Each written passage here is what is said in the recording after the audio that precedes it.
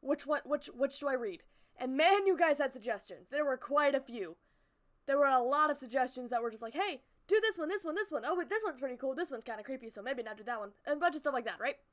So I got a big old group of them. And I'm gonna read them. Because I can, and I created a new overlay for it. It's not the best looking, but it's still cool. Hello, Shay! I see a new person, Shay the Ferret. I saw a new person earlier. Let me see if I can scroll back up and find that message.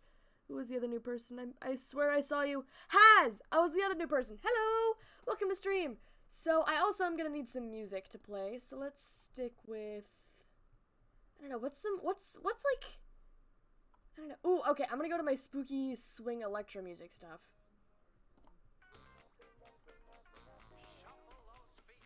Let's stick with this for now. Obviously, you guys can suggest.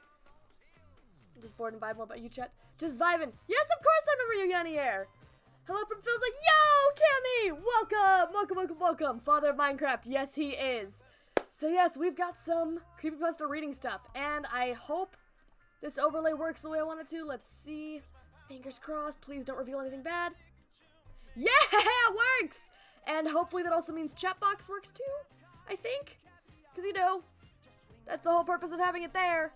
So that there's a chat box now on the side, so if people write stuff, it'll show up on screen. Yay! It's there! Perfect, perfect. Hello, Hilo. How you doing? The silver, not that bad. There we go. We're reading through a couple of random creepypastas. I've got... Let's see, which ones do I have? I have Lost Silver, Hypno's Lullaby, Eyeless Jack, Sally, Sonic EXE, Jeff the Killer, Ben Drown, Smiling Jane Doe, and Slenderman. I've got quite a few stories to get through. I'm gonna read through them. I'm gonna end up giving my opinions afterwards, obviously.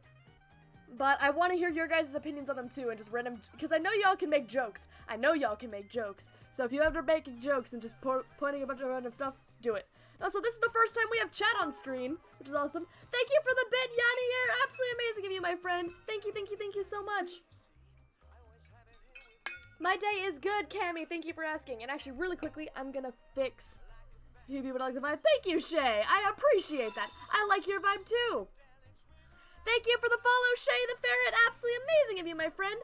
Welcome to the Wanderers. I hope you're having a fantastic day. It means the world. Thank you so much. And I hope you are enjoying the stream. Plants allowed to watch a stream? Yeah, of course. Why wouldn't plants be allowed to watch my stream?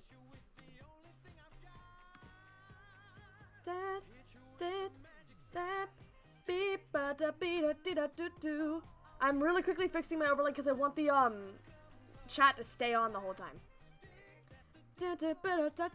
So I'm also gonna need music requests as we go through. Thank you for the host, Shay. You're awesome as always.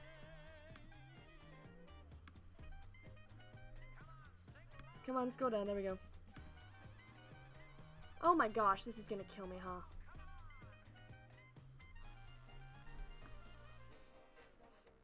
Alright. Hopefully that will change stuff. Me and DeBoy are allowed to watch? Of course! Absolutely! I'd like chat to stay on screen if I can get it to, so we'll see how that goes. But let's do this! Lost Silver is the first one we've got, which I'm very excited for, because we did play the F&F mod, right? We played through that one, and that one was really fun. This was the song Monochrome, which actually kicked off the stream. It was very cool. Hey, hello, Ewan! How you doing? Another Shay before? Oh yeah, we've got a couple of Shays here. That's cool. My shoes are untied. I'm not wearing shoes. All right, let's do this. Wait. I want intense music. What's some good ambiance music? You know what I'm talking about? Creepy. Aha!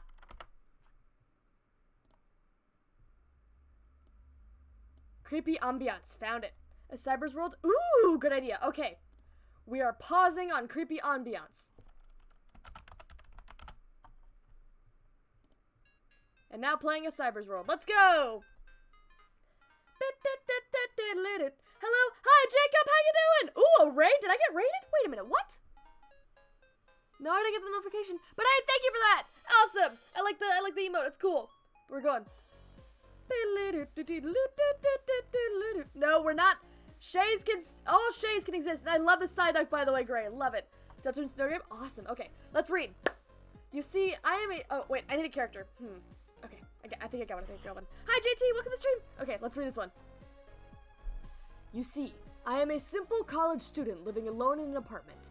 I was very enthusiastic about the release of Pokemon Heart Gold / Soul Silver here in the States.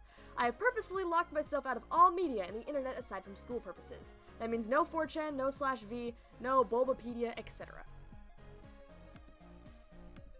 And what just happened? Did my computer break? Are we still going? Yeah, my computer just broke. Okay, that's fine. No worries. We're good. We're good.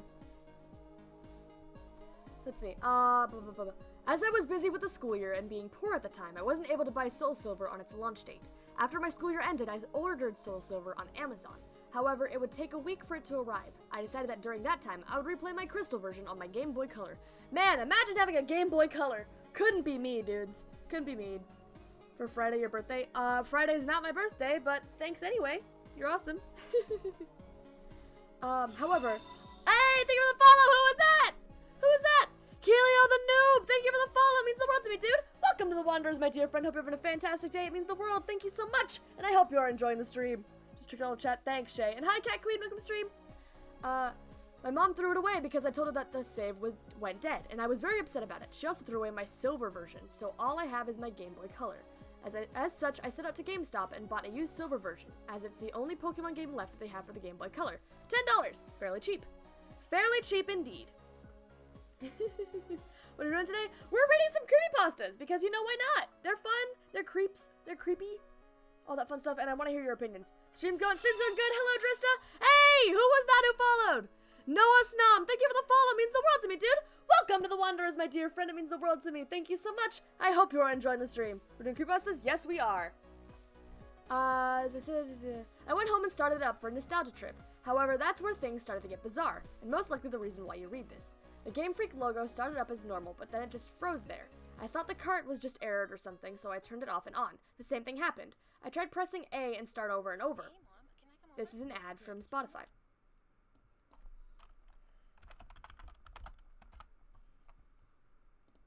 Okay, that'll be playing next. We deleted you. Ooh, that's a good one. Okay, I will add it to my list. Add it to my list. Hi, I just arrived. Hello, Zozo! How you doing? Eventually the logo vanished and there was a black screen for about 5 seconds. Suddenly, rather than going to the usual menu screen, I was already in the game in a previously saved file, which was odd as I was expecting all these cards to have been wiped by the poor battery. Either way, I wasn't complaining, as I would have chosen the continue option to see what the previous guy did anyway. First off, I checked his trainer information. His name was just ... He didn't have much originality. Scared? No worries, Cat. I believe in you. You got this. I checked his profile and apparently he had 999 hours and 99 minutes put into the game, with all 16 badges, 99,999.9 Pokédollars, and all 251 Pokemon on the Pokédex. Seeing as he apparently had Mew and Celebi logged also, I'm guessing he either used a Game Genie or was a really hardcore Pokemon player back then. Hello, hi, Simulation! How you doing? I checked his Pokemon to see what language team he has. To my surprise, I saw 5 unknowns and a 6th Pokemon named Hurry. I'm thinking that this must be some cruel joke by the person who last played this game, but I decided to check the profiles of these Pokemon anyway. As expected, they were different letters of unknown, all level 5. I was a bit shaky with my unknown alphabet at the time, but I identified the word spelled out to be leave.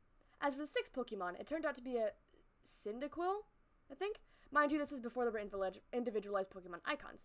The Cyndaquil looked normal, but it was level 5 with only 1 HP left and only 2 attacks, Leer and Flash. Didn't French off all you? I'm not doing it because I saw it recently. I know what that is. I know what that is, man. Taco, I know what it is. I know what that means. I know what you're trying to do to me. I ain't gonna do it. Oh, turn this back on. Yo, thank you for the follow. Who was that? Taco Hacker. I beat you at your own game, man. Thank you for the follow, though. It means the world to me, dude. Welcome to the Wanderers, my dear friend. I hope you're having a fantastic day. It means the world. Thank you so much. I hope you're enjoying the stream. DeBoy, I am reading Lost Silver right now. I got you, man. And DeBoy7, thank you for the follow. It means the world to me, dude. Welcome to the Wanderers, my dear friend. I hope you're enjoying the stream. It means the world. Thank you so much. And I hope you're having a good time. Ooh, creepy ambiance. Let's go. I don't know why they named him Hurry, but at the time, I just disregarded it. The most eerie thing was that, despite my volume being at max, none of the Pokemon he had said their usual cries. Just pure silence. Having enough of the team, I closed it. I was parked at what appears to be a room inside Bellsprout Tower. However, for some reason, there were no NPCs around. Even more eerie was that the pillar in the middle didn't move at all. as if just leaning on its side. There was no music at all, and there was no exit or ladder, or at least I thought there wasn't. Yeah, Nintendo 3 Creepypasta, let's go! Because you haven't said it in a while. Wow. Wait, I'm sorry. Pausing really quickly. I'm sorry. You want me to say subs without the B? Subs without the B? Subs without the B, huh? That's what you want from me? Subs without the B? Subs without the B. That word, but take away a letter from it. Subs without the B. Subs without the B. Right? That's what you want? That's what you want? I'll tell you what it is. Ready? Sus. Definitely not an imposter. If I was, then I wouldn't be one. Cause I'm not one. Even if I was, I wouldn't say that I wasn't. Cause I'm not. It's impossible. I'm an imposter. Obviously, I'm not an imposter. Honest to God, I should toss y'all like a rotten salad. Any evidence against me far from valid. Like I never snap your neck or stab your back. Or crawl up through the every time. It's so funny. I love it. I love it so much. Okay, back to creepy.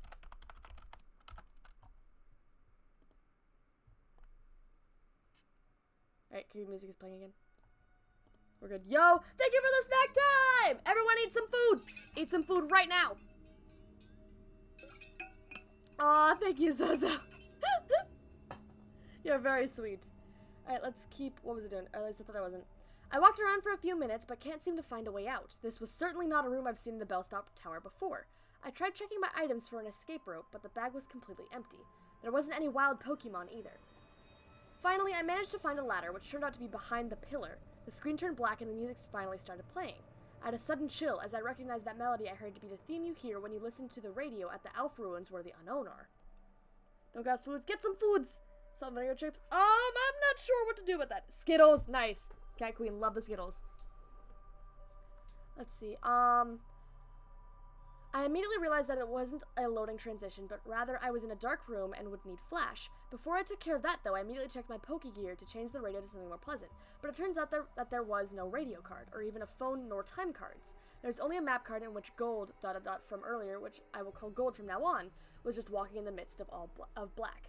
I recall that Cyndaquil has flash, so I turned off my Pokegear and made Cyndaquil use flash. I didn't see any message saying hurry has used flash or anything like that. The room just became lit just like that, and I soon regretted it. The room was a chilling blood red with a linear gray path heading south. The ladder I used to go up-down was not there at all. I had no choice but to head south. The screen got darker every 20 steps I made, until I finally made it to the end, which appears to be a sign. I read the sign, which said, "Turn back now." How are you today? Hi, Ghost, I'm doing well! CQ, will do. Enough, no worries, Shard, no worries! Except I'm gonna throw it away. Boy, I wish you luck, my friend. Wish you luck with the dude. BRB, see the sick? Suddenly I was asked to answer yes or no, but there was no question asked. I chose yes, as I did not know what I was asking, and the screen went black again, making a ladder climbed sound. The unknown radio music stopped, and in a few seconds was replaced with a not as creepy Pokey Flute radio music. I was in another dark room, but I held my breath and used flash again.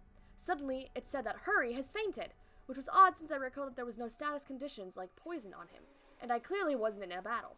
I checked my Pokemon quickly, and suddenly he is no longer in my party. In fact, after a bit of investigating, none of the Pokemon are there, but instead are replaced with level 10 Unknown. I did the same thing as before and spelled out the Unknown. My then team of Unknown spelled, he died.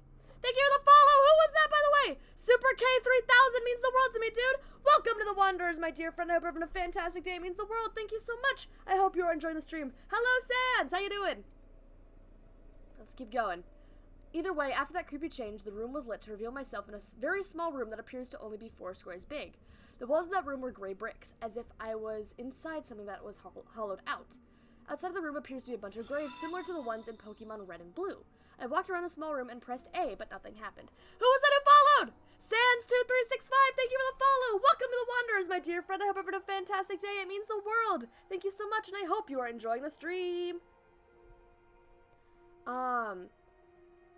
The small room, nothing happened. I've already concluded that this was clearly a hacked game and some language, sold it to GameStop. However, my curiosity kept me going. I checked the trainer profile of ... again, only to find out that the sprite of Gold was missing his arms. He also seems to appear less smug, but rather seems more sad and empty in a way that I do not know how to describe. For some reason, it also now said that he has 24 badges, which was clearly impossible. Megalovania, yes. You plan to do Hypno's? Yes, I do. Hypno's Lullaby is gonna, is actually next in the list. So we'll go through that one too. We got it. Love. Oh, Simulation, you're awesome. After a few minutes of aimless wandering, my character suddenly spun and did the escape rope spinning animation. Instead of flying up though, my character spun downward slowly as if sinking. After that screen, the music stopped. After finally landing, the overworld sprite of Gold is colored differently now. Instead of the usual red color he dons, he appears completely white now, including his skin. It's as if he came straight from the colorless Game Boy games placed into a colored background of the Game Boy Color. I checked his profile, and now, while now is as white as his overworld sprite, this is an ad, he lost his legs and has what appears to be bloody tears from his eyes. It also says he now has 32 badges, which now starts to disturb me as this change of numbers seems to represent something important. Poor Gold. Stretch and posture check. Okay, posture check. I'm sitting up straight. Thank you for letting me know, by the way, Kat. You're awesome. And I'm stretching right now. Got the stretch. We good. Something really important. I also checked my Pokemon, which this time contains 5 unknowns and a level 100 Celebi without a nickname. The unknown are this time level 15, spelling out dying. I checked the Celebi's profile. It was a shiny Celebi.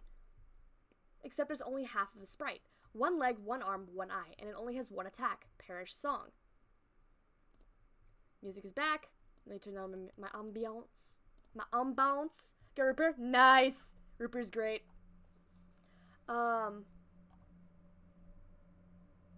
The area I was in itself was the Sprout Tower with the immobile pillar as before, except everything is apparently red now. I walked north for what felt like forever. Eventually, I finally encountered some generic men and women NPC. They were all lined up to the side, just facing the long, slantish pillar in the middle. They were also white, and nothing happens when I try to speak to them. I kept on going north until eventually the pillar finally appears chopped off, with a transparent red in that spot.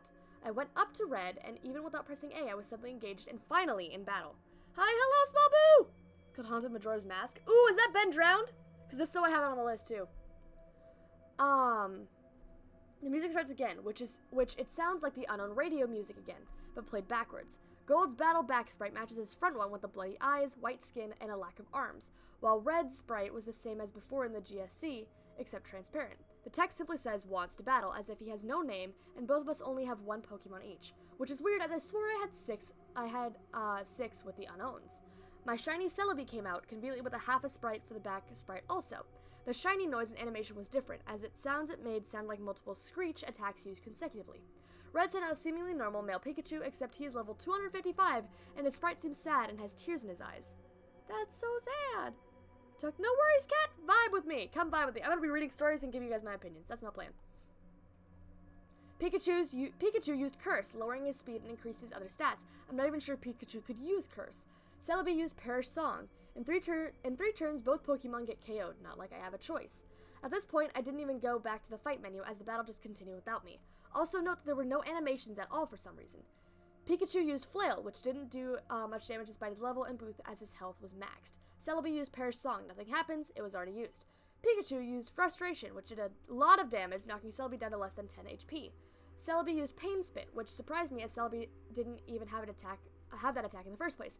Now Celebi and Pikachu have about 150 HP. Pikachu used Mean Look. Not like that did anything. Fair enough. Dog, I love that. Hi, AG! Welcome to stream! As expected, due to the effects of Perish Song, my Celebi fainted. Except in text it said Celebi has died, and instead of the ordinary drop-off, the screen animation, the Celebi back sprite just vanished. For some reason, the Pikachu was still up, even with Perish Song, as it didn't count as my loss. Pikachu used one more different attack beyond the 5 attack limit. Pikachu used Destiny Bond. Afterwards, it said Pikachu has died, with a slow fade-out animation. Apparently, I was the winner, as the transparent red sprite showed up and said, lots of dots. It's called Pokemon Creepy Black. Ooh! I haven't done that one yet. That sounds cool though, Gray. At that point, I was just freaked out, as the red transparent sprite was suddenly beheaded, leaving nothing but his transparent body. The battle then ended at that point and faded out along with the music. I'm back in the overworld with another change to the Gold sprite. He's now as transparent as Red's overworld sprite. I quickly checked Gold's profile, where this time the only thing that remains of him is his head, with a transparent skin. The head was zoomed in on, showing a black void in his eyes. It now stated that he had 40 badges. I then backed out and checked my Pokemon. They were all level 20 shiny unknowns, which when spelled out read no more. I was at what I now know is next to the end. There was apparently no music playing, but for some reason I felt like something was there that could be heard. I was back in my room in New Barktown. Maybe finally I get to play this game properly, but who am I kidding? I'm gonna try to go for it, Small Boo! Yes, we're reading Lost Silver right now, Eureka! I'm reading a bunch of creepypastas with some creepy unbalanced music, you know? Because why not? I knew that language must have done something. I walked around my room to interact with things, as I'm a bit afraid to go down the stairs to see what was awaiting down there. Note, I said walked, as while the background was moving, Gold was not moving his transparent limbs at all while doing so, just floating like those ghosts you see in Diamond/Pearl. As expected, the radio, computer, and TV did not work, so I had no choice but to go down the stairs. I ended up in the same lower-level room of my house. Everything appears normal, except Mom isn't home. After failing to interact with anything in this room, I decided to go outside. To my surprise, the door leading outside at the south didn't work. Instead, I just walked straight through it to a void. I continued moving south to see what the language was going on. My house vanishes as I head south into the void. It was creepy as when I entered the void, the outline of Gold's transparent sprite turned white to contrast the pitch black. Eventually, I reached a white area and Gold's sprite turned black and transparent again. I continued south without thinking of stopping at all. After a long trek south, I finally encountered something. It was Gold's regular sprite. I talked to it. He said goodbye forever, notably with a space in between forever and the ... dots, and vanished. As it happened, it said question, used nightmare, which at that point, I would not deny that being possible. Gold did another escape rope animation, spinning slowly downwards like before. I'm now back into the small, hollowed-out room surrounded by graves earlier. Or at least I say I was back there, as there's no sprite anymore. I tried to walk around, but nothing moved, not even wall bumping noises. I checked my trainer profile with absolutely no Gold sprite left. It said I have 0 badges, and all the pictures of the Jonto gym leaders at the bottom were replaced with skulls. I checked my Pokemon, which were all level 25 unknowns. As expected, it spelled out a phrase that I dared to read. I'm dead. As soon as I went back to the overworld, the room I was supposedly in was then covered with the same blocks as the walls. I then figured out what exactly that room was when the final text said RIP. That room was a big grave, surrounded by other graves. Gold has already been dead. He died presumably a few years after he defeated Red. He was a young trainer who, despite his efforts in collecting so many badges and attempting at becoming a Pokemon Master, was still unable to avoid the inevitable fate of death, and his efforts were eventually forgotten by the next generation. I was unable to escape from that text no matter what I pressed. I tried resetting the game, and the same thing happened, at which I then finally decided to give up on that horrible nightmare. After that experience, I will never look at the gimmick unknown the same way again. They say that only the first generation of folktales and legends, but the second generation have shown me how unpleasant the truth can be. I eventually enjoyed Soul Silver immensely, but I still can't unthink what the rigged game had told me. That's really cool. That's a really cool story. That's creepy. That's giving me pet shop vibes. Or no, it was a Petscop. Sorry, Petscop vibes.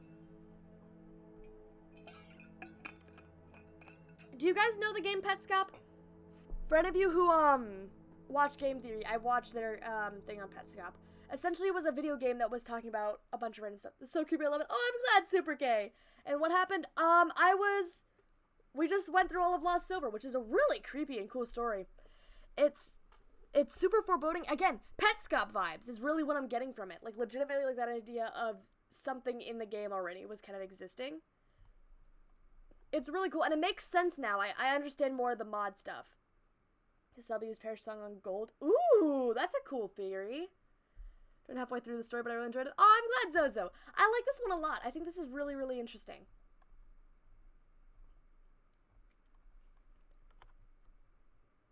Oh, in 2010, a completely working fan game of Lost Silver was made. And its own executable rather than a ROM hack does not require an emulator. Story, it's not going to be expanded. The chooses notes and sign turn back now, while many people believe that the events when choosing no is a made-up addition by fans, is in fact made up by the original writer. That's cool. Original game stuff. That's so cool! Do more creepypasta streams? I'd love to, Paper. I'd love to. You know what game you're talking about? Oh, no way, Super K. That's awesome. But yes, the next one we've got, next on my list at least, we've got Hypno's Lullaby, which I am looking forward to. Hypno's Lullaby is creepy. I had fun listening to it when we played it on the mod that led to Monochrome. This is gonna be good. I already know it. Oh, yeah, a kidnapper. Okay, Gray. Okay, Gray. We can chill with that one. But let's do it, okay? Hypno's Lullaby. That's not fair! Jimmy cried, slamming his large gray Nintendo DS shut. You cheat! I told you to never use your Blastoise! His level is too high! Preston smirked, though Jimmy's voice made him glance at the metallic picnic table across the playground, where Miss Hinson sat reading some books. I really don't want her to take my game away again, he thought. He closed a smaller blue DS that the Pokeball sticker showed on the front and tucked it in between his legs just in case she looked up. No one likes you, you Pokemon freak! Jimmy said. His limbs shook and his face turned red. For a minute, Preston thought Jimmy looked like a red version of the Hulk. He felt a smile coming on, but forced it back. Any more attention would alert Miss Hinson. Jimmy just stood over him, fist clenched, but finally just walked away. Let's go. And Drifloon would get along. I have no idea. Oh, bye, you, and see you later. This one earlier today. Oh, that's cool. Oh, that's cool. Let's see. Preston sighed, tucking the game system in his pocket. Kids played Shark in a sandbox and swung one another on swings. Preston sighed, staring at them, but then turned away. He had a lot of friends after all. Pokemon. So he brushed dirt off his Pokemon shirt with Ash and Pikachu and sat under the tree nearest the forest on the outskirts of the playground. Acorns hid in the golden-orange, leaf-littered ground, and as Preston sat his back scraped against the tree's trunk. The boy cast another glance at his teacher, but he took the DS out of his shorts pocket. He opened it and pressed the power button, but stopped when he caught something out of the corner of his eye. At first glance, it looked like a yellow speck, though the more Preston looked at it, the more it looked like a Hypno! Preston blinked, expecting for the image to be gone, but there it sat, swinging its pendulum, a gray stone with a hollowed center attached to a string, to and fro. Its cat-like ears perked up, and a long nose was nested between two squinted eyes. I think before Lost Silver? Nope! I just read Lost Silver for the first time. Lost Silver was the only one I've read so far. They are real! I knew it! If only I had a Pokemon. Or a Pokeball. My bad. I read jumped. Oh! Preston said, placing his DS on the ground and slowly getting up. The Hypno sat as it was, watching its pendulum go back and forth. Preston creeped toward it, making sure that his foot rose high enough and fell gently as to not make a sound. Whenever the Pokemon glanced in Preston's direction, he darted behind a tree. They are real! I knew it! If only I had a Pokeball! Letting your children... Oh, gosh. The closer the boy got... Okay, that's... Okay, we're gonna skip that one. The closer the boy got, the more he noticed something about the Hypno. The first was that the Pokemon's face looked rough and paper-like, almost as though it was made of... What was it Miss Hinson helped us make our Halloween mask out of? Paper-mache. And its eyes were more set black, as though Hypno wore a mask. His skin looked more like a yellow long-sleeve shirt and pants, but he wore no shoes. He kinda looks like a Hypno, Preston thought, but no more had he thought that he realized everything looked different in a cartoon than reality, like how Tom and Jerry looked goofier than a regular cat and mouse. Preston's foot fell on a twig. The piece of wood broke with a resounding snap. The Pokemon looked up at the boy, its pendulum coming to a halt. Preston froze. A breeze seemed to carry the sounds of the other children off, so it seemed that only the boy and the Pokemon remained. He expected the Hypno to run, but all it did was tilt its head side to side. Oh, what voice should I give a Hypno? Oh, no worries! See you later, simulation. Enjoy, or best of luck with your meeting, my friend. I don't know if you can enjoy it, you know?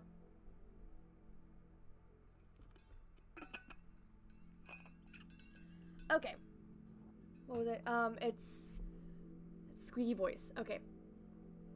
I don't know how to do the squeaky voice, but I'll give it my best. No one judge me. No one judge me. If you judge me, bad. Hiss. Water. You know? Okay. This is an ad. New and existing customers. It's singing this. Okay, let's try this. Come, little children, come with me. Safe and happy you will be. The Pokemon sang, though its squeaky voice hardly higher than a whisper. Preston's eyes widened. You can talk? The boy said. You don't even move your mouth. This is saying it. I am a psychic-type Pokemon, Hypno said. I don't need to speak to talk. With that, he raised a hand and poked his head. Oh, Preston said. Okay, yeah, no, Super, this kid's gone. Away from home, now let us run. Hypno sang once more, extending a hand. With Hypno, you'll have so much fun. Oh my goodness. How to describe myself? I want to guess what you look like. Bye-bye. Yeah, the child is gone. The child is gone. Thank you, Jacob, for the pause check. I'm sitting up straight. And also to describe myself, I mean, I'm 5'7", Hispanic, and my hair is like kind of curly. That's all I'm giving you. The music is back.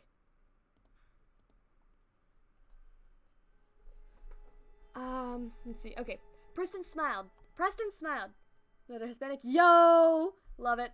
Preston smiled, taking a step forward. Finally, he had a real live Pokemon. He could live with Hypno and help train him. Maybe I can even catch more Pokemon with Hypno's help. Preston! Play Mario Kart now? Fun, Gray. Have fun, dude. Hypno's eyes narrowed with its deep eye holes. Miss Hinson had her hands around her mouth, calling for the boy. Preston raised a hand and turned to follow the other kids back into the primary school. When he glanced back, Hypno was gone. Preston grabbed his DS and rushed back to the class with his classmates, though his thoughts remained on the playground. When the class moved on with the day, taking turns doing activities like drawing or playing math games, Preston snuck over to the window and stared off into the woods. There was nothing but the swaying trees. Dumb Mrs. Hinson, the boy thought. She scared the Hypno away. The thought made his eyes water, but he forced them back. He wouldn't cry. Preston blinked a few times, though when he opened his eyes again and focused them just at the edge of the trees, he noticed his Hypno standing with a slight stoop, swinging his pendulum back and forth. You were such language, Preston heard his mother through his bedroom walls. He turned up the volume on his game, laying on his bed and holding the console above his head. Why? Because I want to leave this place? His dad said. Oh, no. Oh, no. That's so upsetting. Thank you for the follow. Who was that?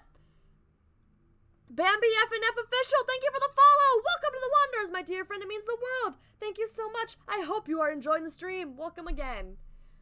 Preston placed his DS aside and glanced over at the clock on his bedside table. The clock in the grip of a plastic Pikachu said 10:34 in the glow-in-the-dark numbers. Music blared from the game, though he still heard his parents as though they were in the same room. So you want to take him away? The one place he's grown up in. You want to take him away from that? He's only 8 years old. Language.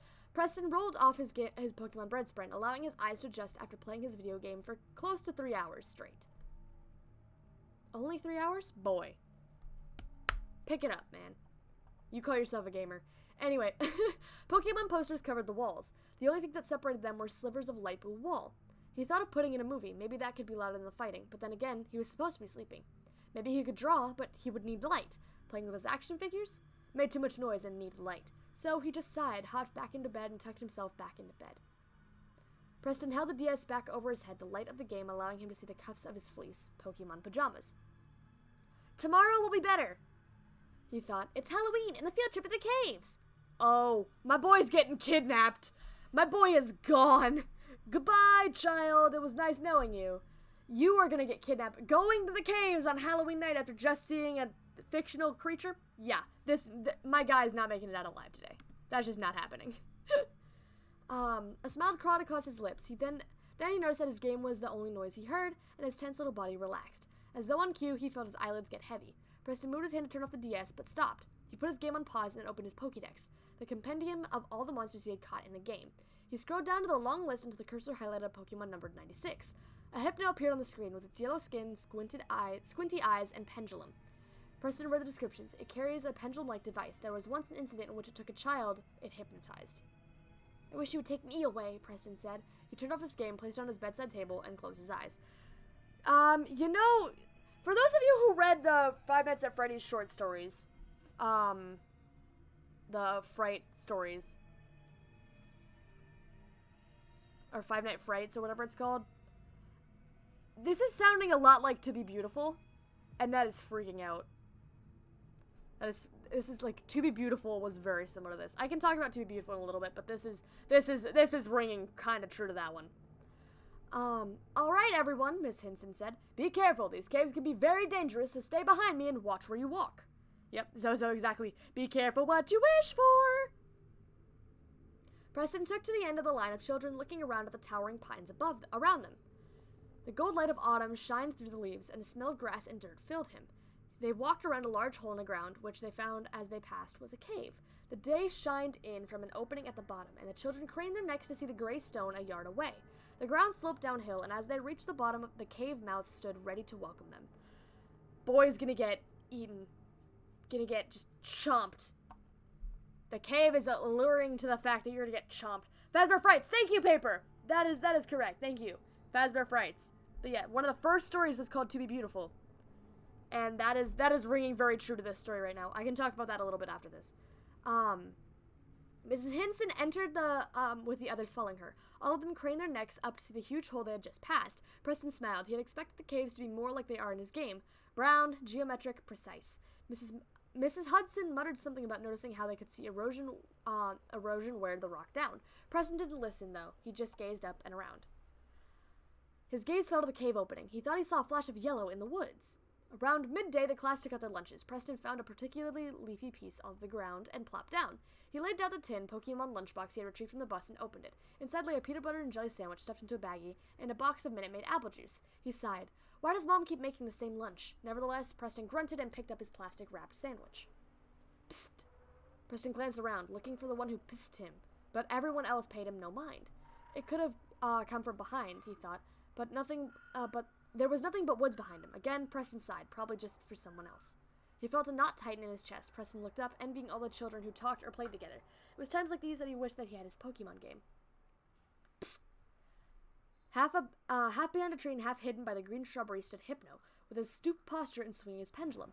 Preston smiled, and after making sure no one was watching him, edged towards the shrubbery. Hello, little child, Hypno said, cocking his head to the left like a bird. Apple juice. Minute Maid apple juice is fantastic, I agree with you. Hi, Hypno, Preston said, trying to keep his voice down. Why did you run away yesterday? I don't like adults seeing me, Hypno said. Why? They don't like Pokemon. Oh, Preston said, nodding his head. No wonder why Mrs. Hinson was always trying to take away his Pokemon game. What is your name, little child? I'm Preston. Preston Michaels. Well, Preston, I have something to show you. Hypno gestured behind him with his free hand, and then he turned and walked into the forest. Preston glanced. Oh, Jesus. Boy, this is... Here we go.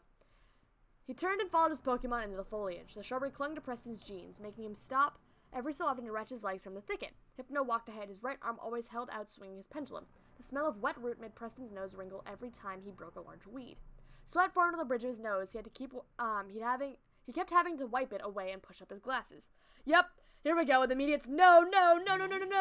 Preston, my guy. This is an ad.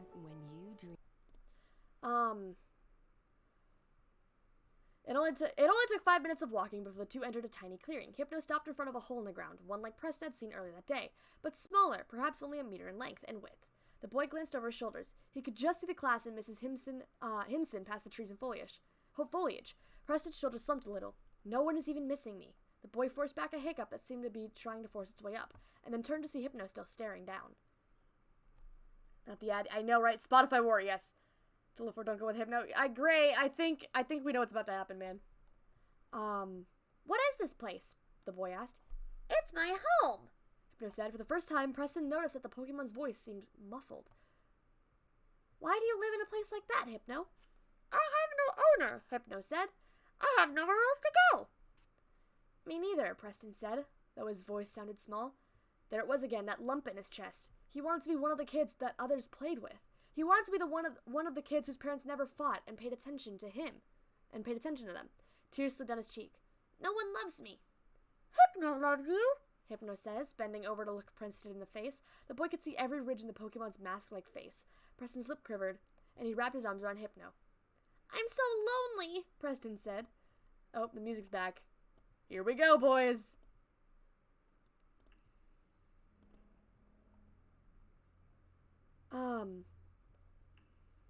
Preston said, hugging the Pokemon tighter. Hypno shushed the boy, patting Preston's head with his free hand. Here we go. Monochrome slaps. Agreed. Hi, Yeet. Welcome to stream. Oh, little child, please don't cry. Hypno wouldn't hurt a fly. His squeaky voice soothing the boy. Be free to frolic. Be free to play. Come with me to my cave to stay. Preston pulled away, glancing back into the cave. The sight of it made his stomach churn. But it's so dark, he said, his voice still trembling, and it smells weird. It's all right, Preston, Hypno said, caressing the boy's head. I used my psychic power so that it will keep bad people away. But once we're down there, you'll have so much fun. There are a lot of children just your age down there. We all want to play with you.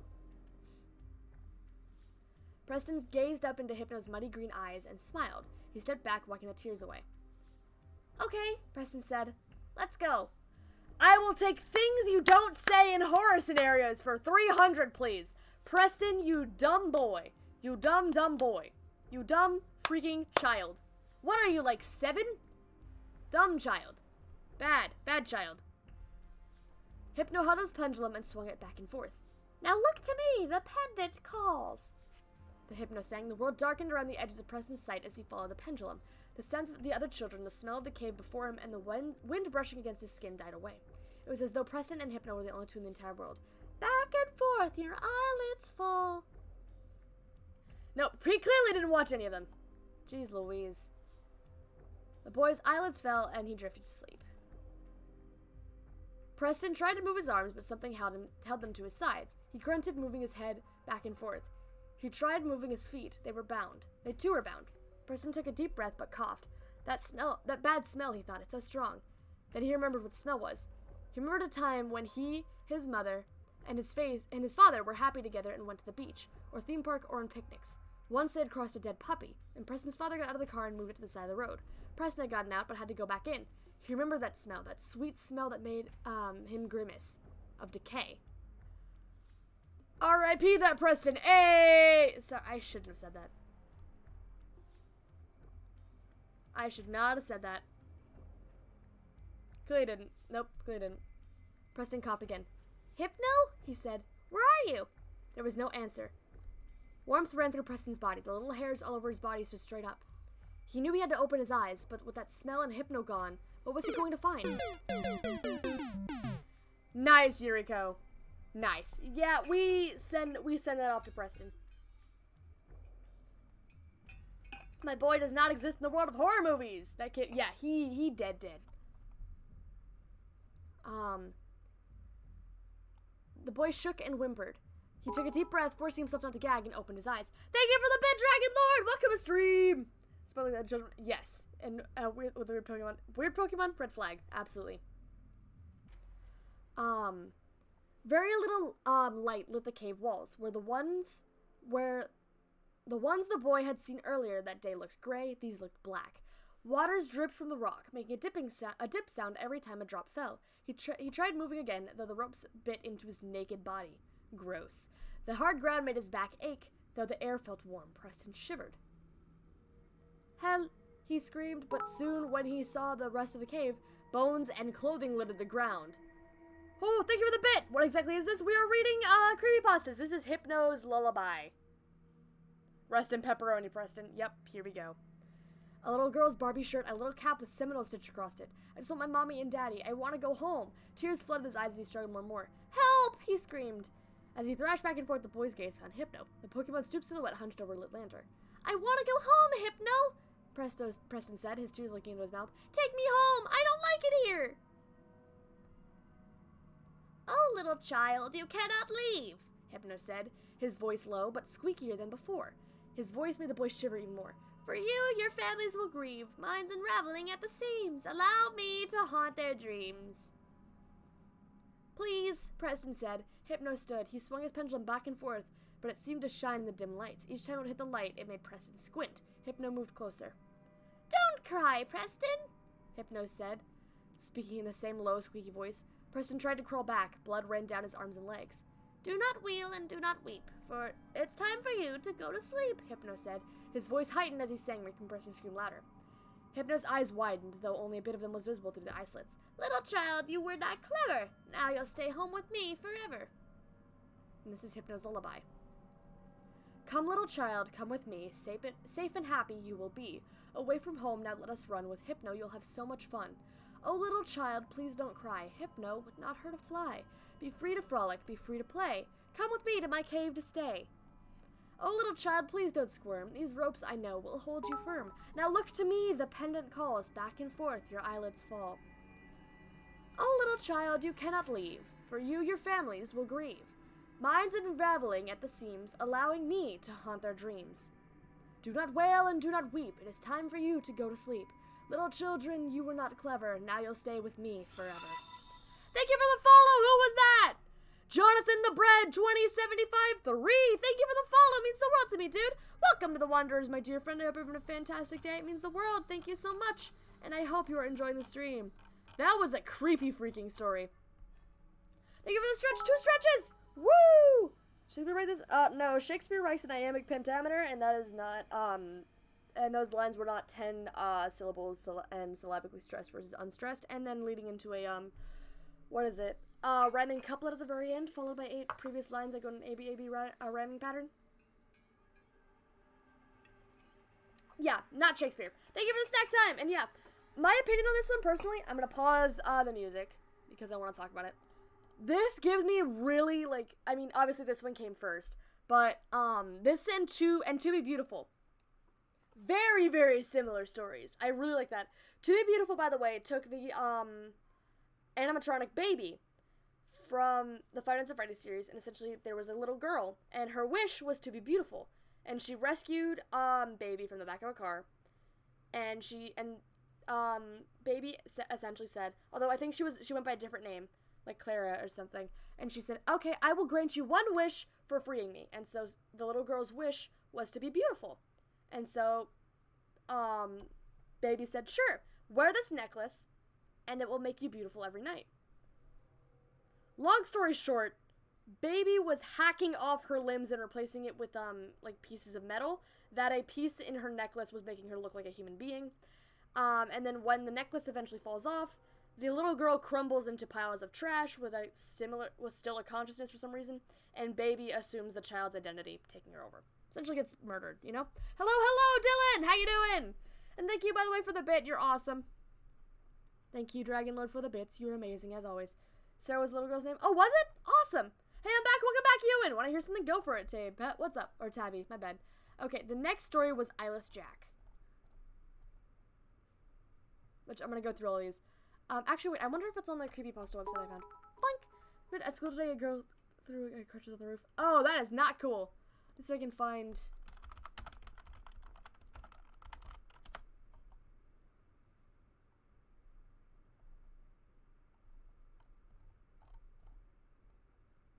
Nope, it's not on here. Okay. Okay, that's gross. Boink.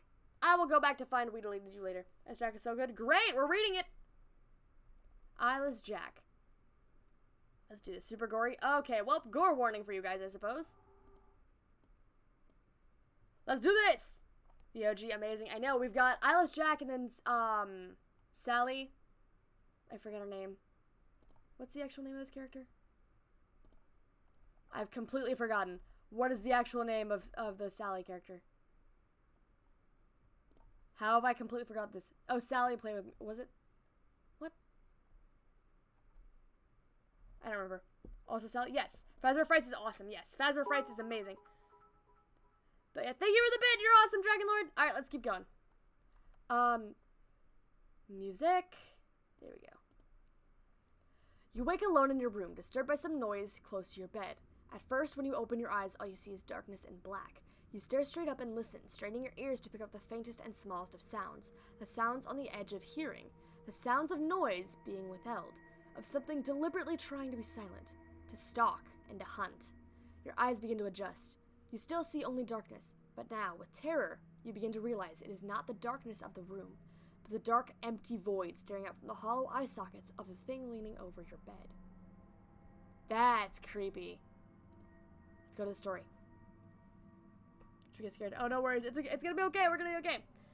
Hello, my name is Mitch. I'm here to tell you guys about an experience I had. I don't know if it was paranormal or whatever stupid words people use to describe supernatural phenomena, but after that thing visited me, I believe in that paranormal trash now. Thank you for the bit! You're awesome! A week after I moved in with my brother Edwin, after my house was foreclosed, I finished unpacking. Edwin liked the idea of me moving in, since we had not seen each other for 10 years. So I was excited, too. Let's get together. Oh boy, everyone, it's gonna be okay! It's gonna be okay! I believe in you guys. We're gonna be good, I promise. I would not be surprised. Honestly, if they came from... Actually, this reminds me of a really cool story, which I might have to look up. A true story. It's not cool. It's disgusting. It is unfortunate. It is like... It's a horrendous thing. But the story itself is... bizarre. Would be the best way to put it. Horror Tale Creepypasta story is Jack really like to put... That's amazing. Okay. I I soon fell asleep after I moved in. After that first week, I heard rustling noises coming from outside at about 1 in the morning. I thought it was a raccoon, so I ignored it and tried to fall asleep. The next morning, I told Edwin about it, and he agreed. Excuse me? Alright. What else is there? The next night, however, I thought I heard my window opening and a loud thump, as if something entered my room. I darted up and looked around my room, but I saw nothing. The next morning, Edwin dropped his coffee cup when he saw me. He held up a nearby mirror, and I saw myself. I had a large gash in my left cheek. After I was rushed to the hospital, my doctor told me that I must have been sleepwalking. But then he showed me something that made my blood turn cold. He lifted up my shirt to reveal a sewn-up incision where my kidneys were. I stared into his eyes, mine widening. You somehow lost your left kidney last night, my doctor told me. We don't know how, though. Sorry, Mitch. Excuse me? Mans jumps through windows and said, alright, what am I taking from this guy? Oh, how about a kidney? I should have, I'm not going to ask the question I was about to ask. But kidney is like, what? Why? Why take a kidney? Why a kidney? The next night was my breaking point. Around midnight, I woke up to see a truly horrifying sight. Thank you for the bit! Absolutely amazing! I was staring face to face with a creature with a black hoodie and a dark blue mask with no nose or mouth staring down at me. The thing that scared me the most was that it had no eyes, just empty black sockets. The creature also had some black substance dripping from its sockets. I grabbed a picture from the nearby mantle and took a picture. Immediately after taking the shot, the creature lunged at me and tried to claw open my chest to get to my lungs. I stopped it by kicking it in the face. As I ran out of my room, I grabbed my wallet. I would need the money. I ran out of my brother's house into the night. I eventually ended up in the woods near Edwin's house and tripped on a rock. I fell unconscious and woke up in the hospital. My doctor, the same one who treated me before, entered the room. I have good news and bad news, Mitch, the doctor said. The good news is that you had minor injuries, and your parents are going to pick you up. I decided to leave. The bad news is that your brother has been killed by something. Sorry. My parents took me back to Edwin's house to collect my remaining belongings, which I did. Upon entering my room, I was scared but remained calm. I grabbed my camera and then stopped dead in my tracks. In the hallway leading to my room, I saw Edwin's body and something small lying next to it. I retrieved it up and entered my parents' car, not mentioning Edwin's corpse. I looked at the thing I had picked up and nearly vomited. I was holding my stolen half-eaten kidney, with some black substance on it. Creepy! He really likes kidneys? Oh! He eats kidneys! Okay! Gotcha. That is creepy! Here's the image for it. Eyeless Jack. I'm pausing this. I have never heard a story like this one before. I have never heard a story like this. I've known the name Eyeless Jack for a very long time. I never knew what he looked like. I never knew what the story was. Gross, but really cool. It's like a Creature from the Black Lagoon type thing, you know? Like that kind of black. That's what I immediately think of, black sludge type thing. Like, oh, Creature from the Black Lagoon. That's my thought process. But just gross, dude, gross. All right, let me scroll up because next is Sally, play with me. Says, hello, Likey boy! How you doing? Jack lost his eyes. Ooh, that's creepy. I'll read that eventually, I'm sure, but let's go for this, okay? Meow, hello, random pig. How you doing? It's been time 9 minutes. Summer was nice and warm that year. The sun, as always, brought warmth to your skin. The light breeze that swept through the neighborhood made the days not too hot or cold. It was simply perfect weather, but one summer Sally will never forget. Sally was a young girl, 8 years old, long curly brown hair and bright green eyes. She was... I'm muting that. Thank you for the bit! Absolutely awesome! Thank you! That's a bunch of meows. Oh boy, I'm just doing that. It's coming back. Welcome to the Creepypasta phrase, dude! That's what I wanted to do. I wanted to dive into these. And I'm probably gonna end up doing more of these streams because I like this. And also, they're fun for my late night streams, you know? Because this is later than I intended. Black Lagoon stories. Me! I loved reading the Black Lagoon stories. They were so good. I lived in the Black Lagoon, essentially. Like, that was my life. Black Lagoon and Goosebumps. That kind of stuff. Sally was a young girl. She was always polite, she never lied, and did as she was told. Her mother and father simply adored her. They couldn't ask for a better daughter. Pick another number 1 through 12. 9. Was that it for the Jack story? That was it for the Jack story, although I'm probably going to go back and find more for it. That was the, like, setup for it, or the original story. But I'm assuming there's more, so I'll check it out at some point. Yeah, of course, no worries. Sally giggled as she played with her friends outside of their home. Various games like hopscotch and jump rope, even dolls and tag. Sally's mother smiled warmly at the innocent sight and wiped her hands on her apron, calling out, "Sally, come inside now, it's time for lunch." Sally looked up from her doll and smiled. "Okay, Mommy." Sitting down at the dinner table, Sally lightly bounced in her seat, excited for who knows what. Her mother placed down a peanut butter and jelly sandwich with a crust cut off, some carrots and celery sticks on the side, and juice to drink. Sad. Oh, is it sad? No. It's so sad. It's so upsetting. I don't want it to be sad, but it's gonna be sad. That sucks. Just drop by to say hello to you too, assassin. Sort an old witch voice. Oh gosh, I don't know if I can do that. I am an old witch, so I guess I can just do mine. Sally, come inside now. Thank you, Mama. You're welcome, sweetie. As the child began to take hold of her sandwich, her mother took a seat across from the girl and smiled, watching her eat. Guess what? Your Uncle Johnny is coming over. Sally looked up and smiled. The corners of her lips had traces of peanut butter on them. Uncle Johnny? She repeated through her food. Her mother laughed and nodded. He's coming to help Daddy with his job and to look after you, too. Maybe all of us can go to the carnival, too. Oh, no, everyone's sad now. Everyone's sad now. Uncle John. Oh, what did Uncle John do? Oh, I'm scared.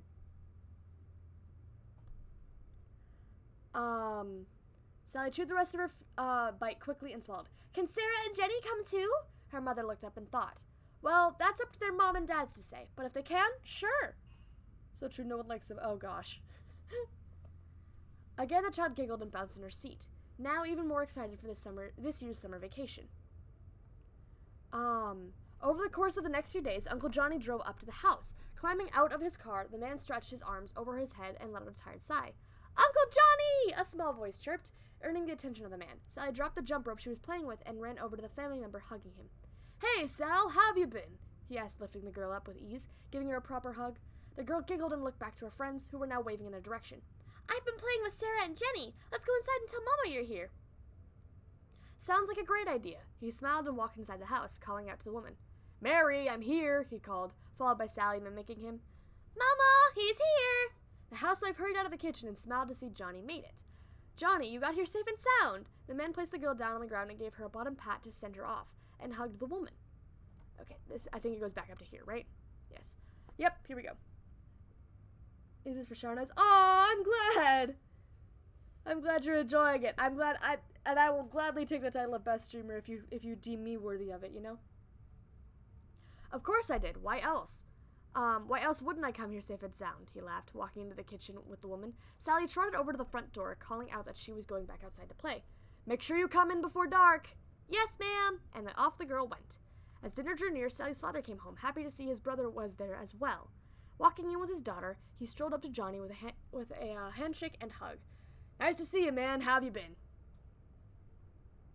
Jeff the Killer, smell dog. Hey, Jeff the Killer's on the list. He's right here. He is after 2, because next is one specific one. Watching his wife sit at the table out for dinner, Johnny gave a shrug of his shoulders, fiddling with his thumbs. Karen and I split up. Valid. You know, because Karen. That's the name. Okay, whatever. I'm good. Oh, that's terrible. I'm sorry. Johnny shook his head with a smile. Nah, it's alright. I'm happy, and I can move freely without having someone constantly wanting to know where I am and what I'm doing. The two men laughed together, making their way to the table to eat. Thank you. I'm glad you like it. It's yummy, Mama. The adult smiled and chuckled from the child's praise. Plate after plate was empty, and Sally began to yawn over and over again, rubbing her eyes with her hands. Her mother smiled and gently rubbed her back. Looks like someone is tired. Time for bed. Sally nodded and hopped off her seat, picking up her plate and carrying it to the sink. Her mother rose up to take her to bed, but stopped from John grabbing a hold of her arm. Oh no. I'll take her to bed, he smiled, earning one in return. All right, thank you, John. The man nodded, watching the woman make her way to clean the dishes and put up any leftovers. Then looked to see his brother leave for the bathroom to wash up, followed after the young girl to her room. I'm scared. John smiled and closed the door behind him, watching the girl rummage through her dresser for pajamas to wear. Oh gosh, I'm scared. I'm scared of what I read.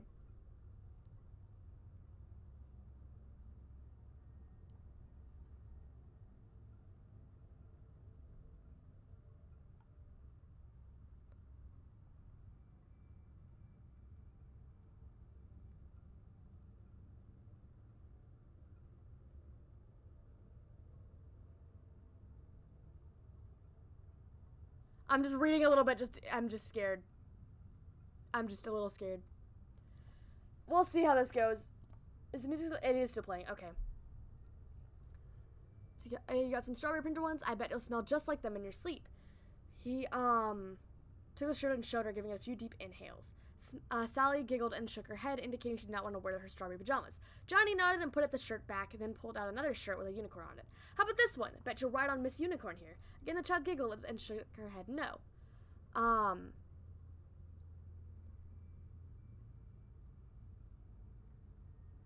He let out a small huff before placing it back. He then took out a regular white nightgown. How about this? Be able to turn into a princess with this. Sally's eyes lit up and clapped her hands excitedly, nodding. Placing the gown on her bed, he reached over to her. Okay. Okay. So why not some help? Sally nodded a few times. Okay. He grinned and took a hold of the rim of her. Nope. Pushed over him, making sure her arms could go through the seams. All done. Okay. Wasn't too bad, but I'm just careful with that. Careful with that one. Don't trust the uncle. Yeah, I'm just passing that part. We're just gonna. You ready for bed? She went to bed on top of her bed. Johnny rose up and picked up her clothes. The door opened and in walked Sally's mother, coming to tuck her in. You ready for bed?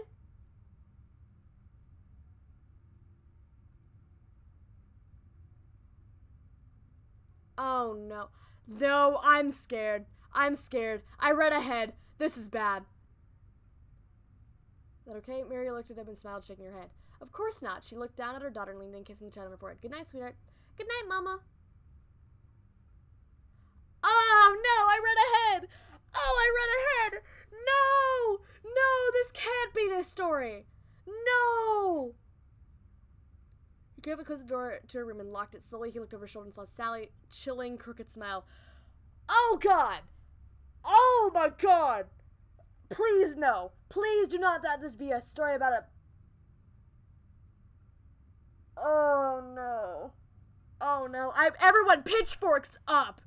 Pitchforks up. Grab your arsoning equipment. Grab your freaking arsoning equipment, all right? We are burning this guy to the ground. If this is what I think it is, we are burning this man to the ground. I don't allow arson in a lot, but if this is what I think it is, we are lighting this man on fire. After the next few days, Marie noticed that Sally wasn't acting like herself. She wasn't smiling as brightly as she did. She wasn't chipper and didn't speak with the same amount of happiness. Marie took a hold of the child's hand before she left to play with her friends and took her aside. Sally looked up at her mother with a confused look. Honey, are you feeling okay? She asked, kneeling down to be at the child's height. Sally stared at her idly and slowly began to weep. Her mother widened her eyes in confusion. Sally? Mama, I didn't want to. I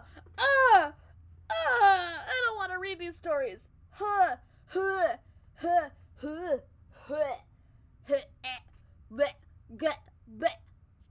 Gross. Set it on fire. Chat. This is the one time I'm letting it. Light it on fire. Everyone, fire right now. We are burning this man. He is charged with this crime.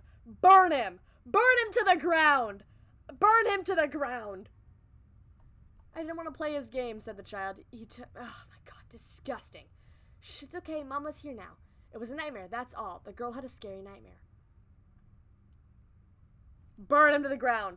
I believe you, kid. I believe you, Sally. I know what this...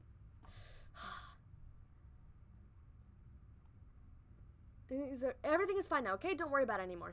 She watched Sally look up at her, her breathing chopped up from her crying, and smiled. There we go. That's what I like to see. That's what I like to see. Let's go, guys. Absolutely deserved. Okay, Mama. Her mother smiled and kissed her forehead. Now go wash up and don't want to play with your friends with a dirty face. Thank you for the follow. Who was that? Spocky Kitten, thank you for the follow. Welcome to the Wanderers, my dear friend. I hope you're having a fantastic day. It means the world. Thank you so much, and I hope you're enjoying the stream. So we're in emote only mode right now because we are lighting a very, very bad man on fire. This man has hurt and essentially just this man is a predator. I'm not gonna put it lightly. A freaking predator that should not be here. Should not have been allowed to do the things he did. So we're lighting him on fire. As a way of reprimand, you know? Now go wash up. Don't want to play with your friends with a dirty face. Sally let out a small giggle and ran up to the bathroom to wash her face. The other day, Johnny and his brother came back home from work. Frank sighed, smiling when he saw Sally wave to him. The father waved back and closed the door, making his way to the house. Johnny looked at Sally as well and smiled, waving to her. The child smiled, slowly wilted, showing less happiness in it, but waved back as well. Johnny also walked inside the house, pausing when he heard a conversation between his brother and wife. Oh, I hate that. Sally what? Frank asked. She had a nightmare, a very bad one. She said he touched her. Well, who the heck is he? I don't know, Frank, but it was only a nightmare. I just wanted to inform you of what's been going on with her and why she was acting differently. Johnny furrowed his brows in anger, his knuckles turning white. Then, calmed down quickly, thinking fast, he put on a smile and walked in the room, making it look like he just walked into their conversation and rose his brows. Whoops! Did I interrupt something? He asked, watching the couple shake their heads. Johnny smiled again and thumbed back in the direction of the car. I'm going to head to the store. You need anything, Marie? The woman smiled and looked towards the kitchen. Yes, actually, can you get me some eggs, milk, bread, and juice? Johnny nodded, about to leave until he paused. Sally wanted to come along too, just wanted to inform you. Marie said, Thank you, John. He nodded again and made his way out of the house, keys in hand. Looking out to Sally with her friends, he kept his hands over his mouth. Sally, the child looked up at him and stared at him. Come on, let's go to the store. John moves over to the car, gesturing for the girl to follow him. Sally sat there for a moment, then placed her dolls on the grass. This is an ad. Okay, we'll go ahead and put it out of emote only mode. Out of emote only mode, okay? So no more arson. Although I know you guys are probably all like saying, so here's what I want you guys to do. So we're going to be out of emote only mode, and I want to hear your most creative insults. Your most creative insults. Alright? I once looked a man dead in the face and said, you smell like you start forest fires, okay? Do I know what that means? Absolutely not. But did it confuse him? Yes, it did. So I want you guys to make your most creative insults and start firing them at this man, alright? Fire them at Johnny. Just start firing insults at this man. He is not a good person. He is not a good person. I let her burn a piece of paper. Fair enough. In this case, fair enough. Oh no. Oh no, I just read ahead. We might have to go back to just light stuff on fire. We're gonna keep going. Say goodbye to Uncle John. God, I hope so. I'll be back. Please watch over Marzipan and Lily for me. Jeannie and Sarah smiled and nodded, continuing to play their game of dolls without her. Sally reluctantly made her way around the car and climbing into the passenger seat and buckled herself in. Did Mama want you to go to the store? She asked. Johnny nodded and put the keys in the ignition, turning it on and backed out of the driveway. Where was I? Yep, she wants me to get some food for her. Maybe I can get you something too. He grinned, looking down at the child. Sally nervously smiled back and looked ahead, watching the scenery pass by. As soon as they got to the road leading to the store, Sally noticed he wasn't slowing down or turning to the parking lot. She furrowed her brows, confused, and looked up at him. Uncle Johnny, the store is back that way, she said, pointing in the direction of the Whole Foods store. But nothing came from the man. He just continued driving, a very faint smile on his face. The child sat up and looked past the back seat, watching the store slowly get smaller until it was out of sight. Realizing they weren't going to the grocery store, the child watched her uncle drive into the small parking lot in a community park near town. No one went to the park on Sundays. Sally felt nervous. Her breathing quickened, watching the man with wide eyes. Johnny put the car into park and turned the ignition off, looking at the child, anger obviously showing in his features. This is unfortunate, dude. Men's worse than Nightmare Sans. Dude, this is awful. You told your mom what happened, didn't you? He asked, watching the child frantically shake her head. You're not playing the game right, Sally. His tone almost had a slight singing to it. The man reached over and pulled the girl to him, ignoring the struggling she was putting up and whimpering pleas. You said you played the game with me, Sally. You lied to me. Opening the car door behind him, the man climbed out along with the child and shoved her to the ground, quickly pinning her down. Ignoring the cries and writhing the child was making, you have to be punished now for breaking the rules. He said that in a slight singing tone and began to unbuckle his belt. Oh my god. Gross. This just in, a couple finds the body of 8-year-old Sally Williams in the community park. The week-long search is now closed. More tonight at 9. Oh my god.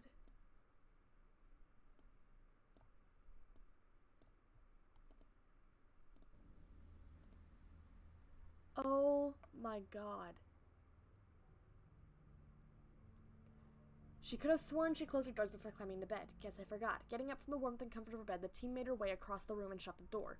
Before she could climb back into her covers, a creak outside in the hall rose. Was her parents up? They must have checked on her to see if she was asleep or something. As soon as she got her legs covered up, the teen froze to hear a faint sound of crying. Though it sounded like a child. Slowly rising up from bed once more, the girl made her way to the door and opened it. The crying seemed to be louder outside of her room. Peering down the darkness, the teen creeped down the hallway, following the sound of the whimpering. Once getting to the end of the hall, the girl gasped. Sitting on the floor in front of the moonlight window was a little girl. She was hunched over, crying. How did she get into their house? Through the window? Swallowing hard, the teen spoke up. Who are you? How did you get into my house? She asked. Suddenly, the crying stopped. The child slowly moved her trembling hands away from her face and looked behind her, twitching lightly. Blood replaced her tears, staining her hands. There was a deep clot of blood and hair on the side of her head, blood leaking from the wound down her face and onto her dirty nightgown. Her bright green eyes seemed like they saw right through her soul. This is my house, the child spoke, her voice raspy, sounding as if she was struggling to speak. The girl's body twitched and wiggled oddly as she rose up to her feet and turned to face the teen. Her feet were dirty, as if she'd been running through the mud. Scrapes covered her knees and legs, and the end of the gown was torn and tattered. The name Sally was sewn into the front. Reaching out with her blood-soaked hand, the girl slowly smiled, blood staining her teeth as she spoke. Oh my god! Oh my god!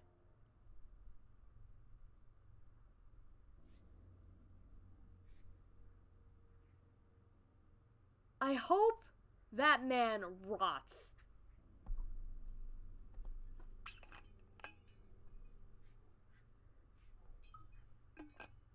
That is disgusting. That is horrendous. That is terrifying. I've never read this story before. I've heard of Sally Williams, but oh my god. That is awful.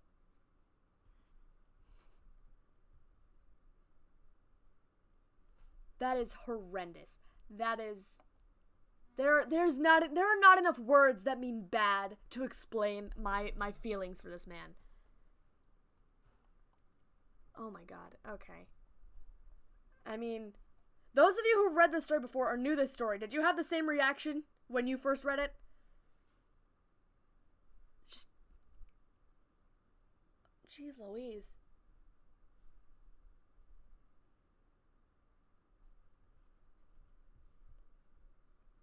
That is just utterly horrible. Utterly horrible. Disgusting.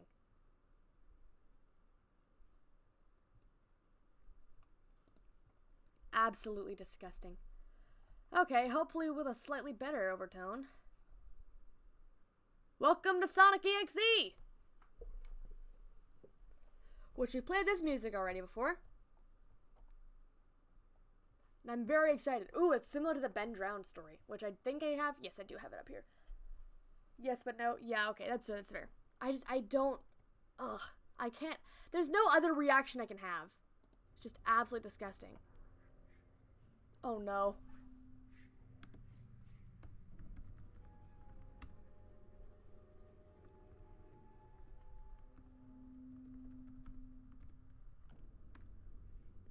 Okay, I think you're untimed out now. What's after this? Sonic EXE Creepypasta. Let's read this. So I'm gonna read the overview and then go into this. Okay? Skirting similar territory to the infamous Ben Drowned, which is gonna be coming up soon. Sonic EXE is a creepypasta story based around a haunted computer game. Switching focus from Nintendo to Sega, the story concerns a version of the classic game Sonic the Hedgehog that the narrator picks up as an EXE file for PC. Soon after beginning the game, however, the player begins to experience strange phenomena and realizes that this game is very different from anything he's played before. Cool. Alright, that's all I'm reading that part, so let's keep going, okay? I'm a total Sonic the Hedgehog fan, much like everyone else. I like the newer games, but I don't mind playing the classics. I don't think I've ever even played a glitchy or hacked game before, though I don't think I want to play any after the experience I had. It started on a nice summer afternoon. I was playing Sonic Unleashed, I like how you get to explore the towns in it, until I noticed out of my peripheral vision that the mailman had arrived and put something in my mailbox as usual and left. I paused my game to go see what I got in the mail. The other thing in the mailbox was a CD case for computers and a note. I took it inside. Thank you for the follow, who was that? Heard of You Are an Idiot virus? No, I haven't. That sounds cool though. You can call it by night, but I know it's upsetting. Something more fun / dumb? Yes, yes. Who was that? Mr. Yeet! 1, 2, 3, 4, and Spooky Kitten. Spooky Kitten, I read that one already. Thank you for the, follow, Mr. Yeet. Absolutely amazing of you. Welcome to the Wanderers, my dear friend. I hope you're having a fantastic day. It means the world. Thank you so much. And I hope you are enjoying the stream. Yes, snacks to calm down. Everyone eat some snacks. Snacks are great. Snacks, snacks, snacks. I'm gonna actually take a drink of water.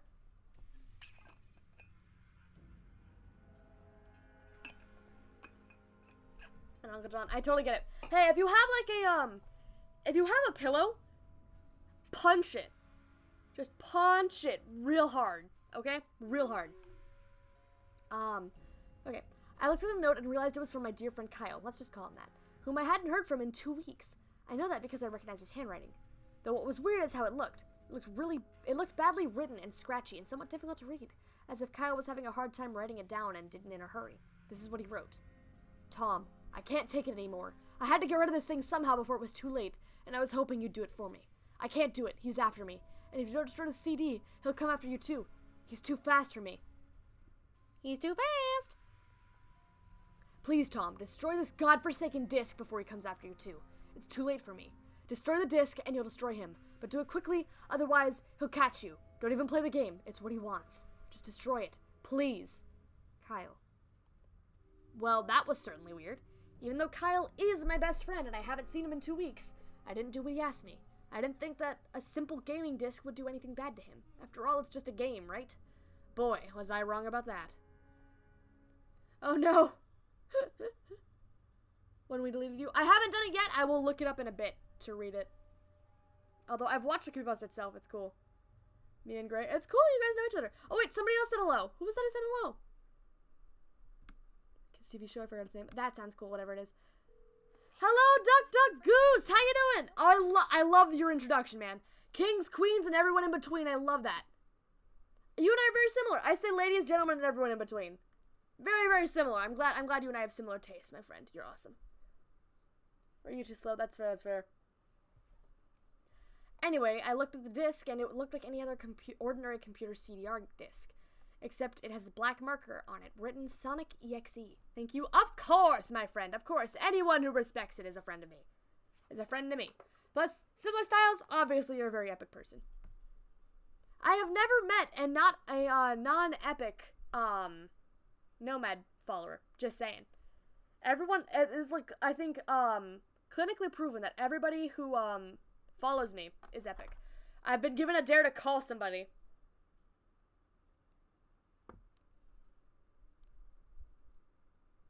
I'm gonna...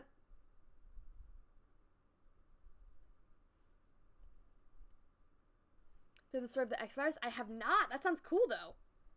Let's see. Who do I want to call?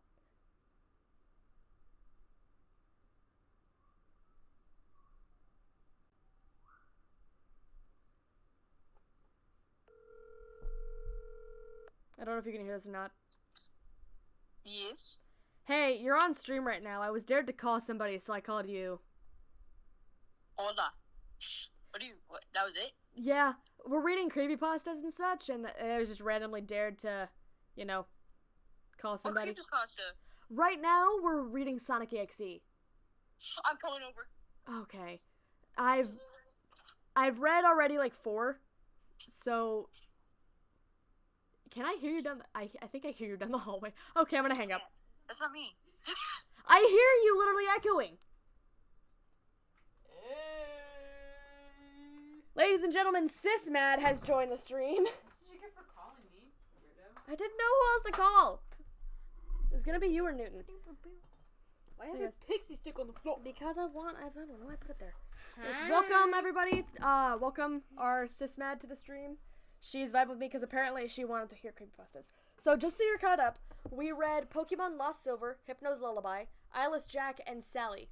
I miss Sally. Sally Williams. Have you heard that story before? Yeah. Disgusting story. Everyone's saying hello. That's really gross. Hi. But yes, we are currently reading through Sonic EXE. Right now, our main character, I think our name is Tom. Yeah, Tom has just received a disc saying Sonic EXE on it. So that's what we're doing right now. Anything in the follow? Who was that? Duck Goose! Thank you for the follow. It means the world to me, dude. Welcome to the Wanderers, my dear friend. I hope you're having a fantastic day. It means the world. Thank you so much, and I hope you're enjoying the stream. Oh yeah, I made a new overlay. Do you like it? The corner. Isn't it great? Isn't it great? Don't you love Swagmad in the corner? Bro. Yes. Never heard you ever. Yes. So we've got Swagmad, we've got Bongo Mad just kind of vibing there. And then I added chat on screen for the first time, which is awesome. And then my screen. It won't be staying this way because I like the game capture the other way, but anytime I'm doing like a reading story thing or I'm not having game capture stuff, I will switch to this overlay because I think this works well. Yeah. But anyway, also, you can't hear it right now, but I've got creepy ambiance music. Give the people what they want. Is this more Give streams? the people what they want. Alright, then you know what? You're gonna become more, follow goals. Yay! My sister and my brother, because I know Bromad would like to come back too. He actually has some games that he wants to play with me on stream. Well, I do too. So what we'll do, I'll start making them follow goals. Gonna go King's Queens. Bye! Bye, Doc! It was so nice to meet you. You're amazing, my friend. See you soon, okay? Yeah, Bromad will come back. The last time we saw him, we played Bendy and the Ink Machine. Which, those are probably one of my favorite VODs, by the way. I love that game so much. We still didn't finish our SCP, yeah. I still have it. It's just still on this disc. But yeah, there's something else on the disc too that I'm gonna watch soon, but we'll see. Poor Sally. I agree! But yes, my brother and sister, I'll start making them follow goals again just so we can start getting you back. Which... Is it Bromad? Is it Bromad? Yes, I have a brother. Bromad. He has not been here for a long time, though. Yeah. We'll get him here at some point. Okay, I'm gonna go back to reading. Do you have family stream? Family stream will be a big follow goal. Big ol' follow goal. Yeah, let's do this, okay? So let's go. Anyway, I looked at the disc, and it looked like any ordinary computer CDR disc, except it had black marker on it written Sonic EXE, and it was much unlike Kyle's handwriting, meaning that he must have got it from someone else, like a pawn shop or eBay. When I saw Sonic on the writing of the CD, I was actually excited and wanted to play it, since I'm a big Sonic fan. Yep, Sysmad, Bromad, and Nomad. 15K family stream? Ooh, I like that idea! That is so long. It's fine. I mean, 10K is my first webcam stream. Bro, yeah. Disgusting. Get out. What? I will kick you out if you do that That again. was it? I will kick you out if you do that That again. was like a 10 out of 10 burp. I will kick you out if you do that again. Disgusting. Gross. Shame. For shame. Can I join your Discord? Absolutely shame. Exclamation point Discord if you'd like to join. I will kick you out next time you do that. Yep, see? Out now. Well, 10 out of 10! Okay. So here's what we'll do. We'll have individual goals for you and Bromad, right? Yeah. But then to get all three of us on stream, it'll be 15K. This gonna be chaotic. Exactly. Cheez-Its are great. Okay. I went up to my room and turned on my computer and put the disc in and installed the game. When the title screen popped up, I noticed that it was the first Sonic game. I was like, awesome! Because, like I said earlier, I like the classics. The first thing I noticed that was out of place was when I pressed start, there was a split second when I saw the title image turn into something much different. Something that I now consider horrifying before cutting to black. I remember what the image looked like in that split second before the game cut to black. The sky had darkened, the title emblem was rusted and ruined, the Sega 1991 was now instead Sega 666, and the water had turned red like blood, except it looked hyper-realistic. Play Uno for the stream? Boy! 15K Uno stream? We'll just play Uno and just start shouting at each other? Uno ends families. Good thing we're family. 'Cause the best part, family, friends along the way. Put her there. I'm leaving you hanging. I know. Dap me up. No, I'm leaving you hanging. Are you gonna disobey Charlie Slimesicle? What did he say? Dap me up. What did he Dap say? me up. What did he say that? Chat. I need to start chanting dap me up until she does it. Don't do it. Dap me Don't up. do it. Don't do it. Dap me up. Bro. No. Dap me up. Dap me up right now. That doesn't deserve Dap a dap. me up. That doesn't deserve a dap. It doesn't matter. I've told you dap me up. See? Gray says it too. Dap me up. Dap me up right now. Dap me up right now. And yeah, Monopoly ends families, not Uno. No, it is also Uno. Uno ends relationships. Monopoly ends friendships. Oh, freaky right. Now freaking dap me up, boy. Yeah! Okay, we're good. Okay. We got dapped. It says invite expired. What?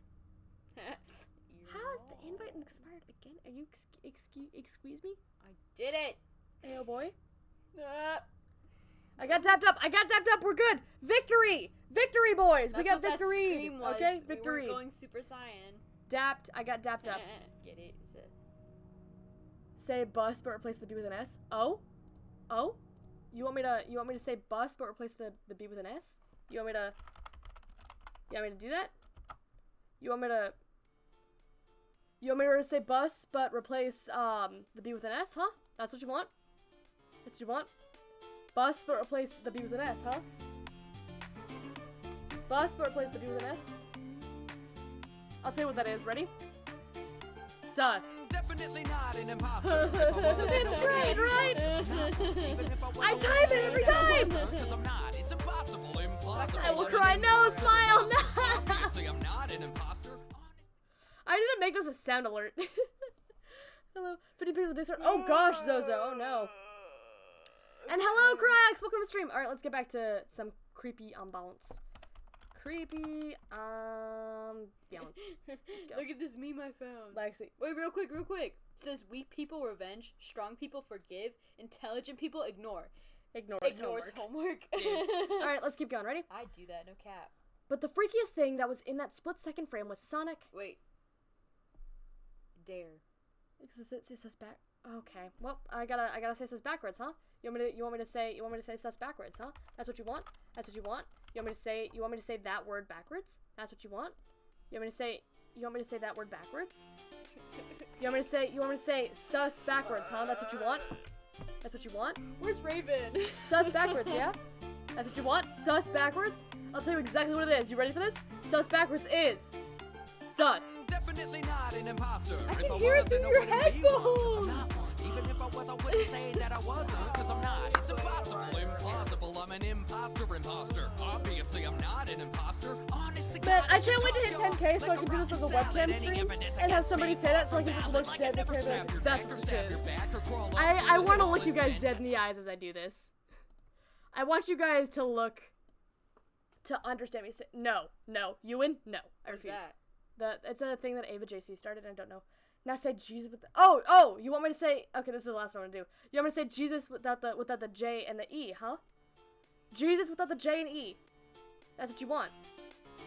Jesus without J and E. Jesus without the he and the eh. That's the letter. You wanna know what it is? Sus. Definitely not an imposter. If I was, then I wouldn't be one, because I'm not one. Even I if think was. everyone hates me. No, you want to know what I did that made them hate me probably? For the spooky stream I did, it was just a bunch of, really bad jokes. It was great. All right, stories. We got a story to do. Okay, we're gonna stop. That's the end of the sus stuff for today. We're done with it. It'll come back some other time, I'm sure. Okay. LMAO. But the freakiest thing was that in that split-second frame was Sonic. His eyes were pitch black and bleeding with two glowing red dots staring right at me, and his smile was stretched wider up to the edge of his face. I was rather disturbed about the image when I saw it, though I figured that it was just a glitch and forgot about it. After it cut to black, it stayed like that for about 10 seconds or so. And then another weird thing happened. The save file selected from Sonic the Hedgehog 3 popped up, and then I was like, what the heck? What's this doing in my first Sonic game? Anyway, then I noticed something was off. The background was the dark cloudy sky of the Bad Stardust Speedway level from Sonic CD. And there were only 3 save files.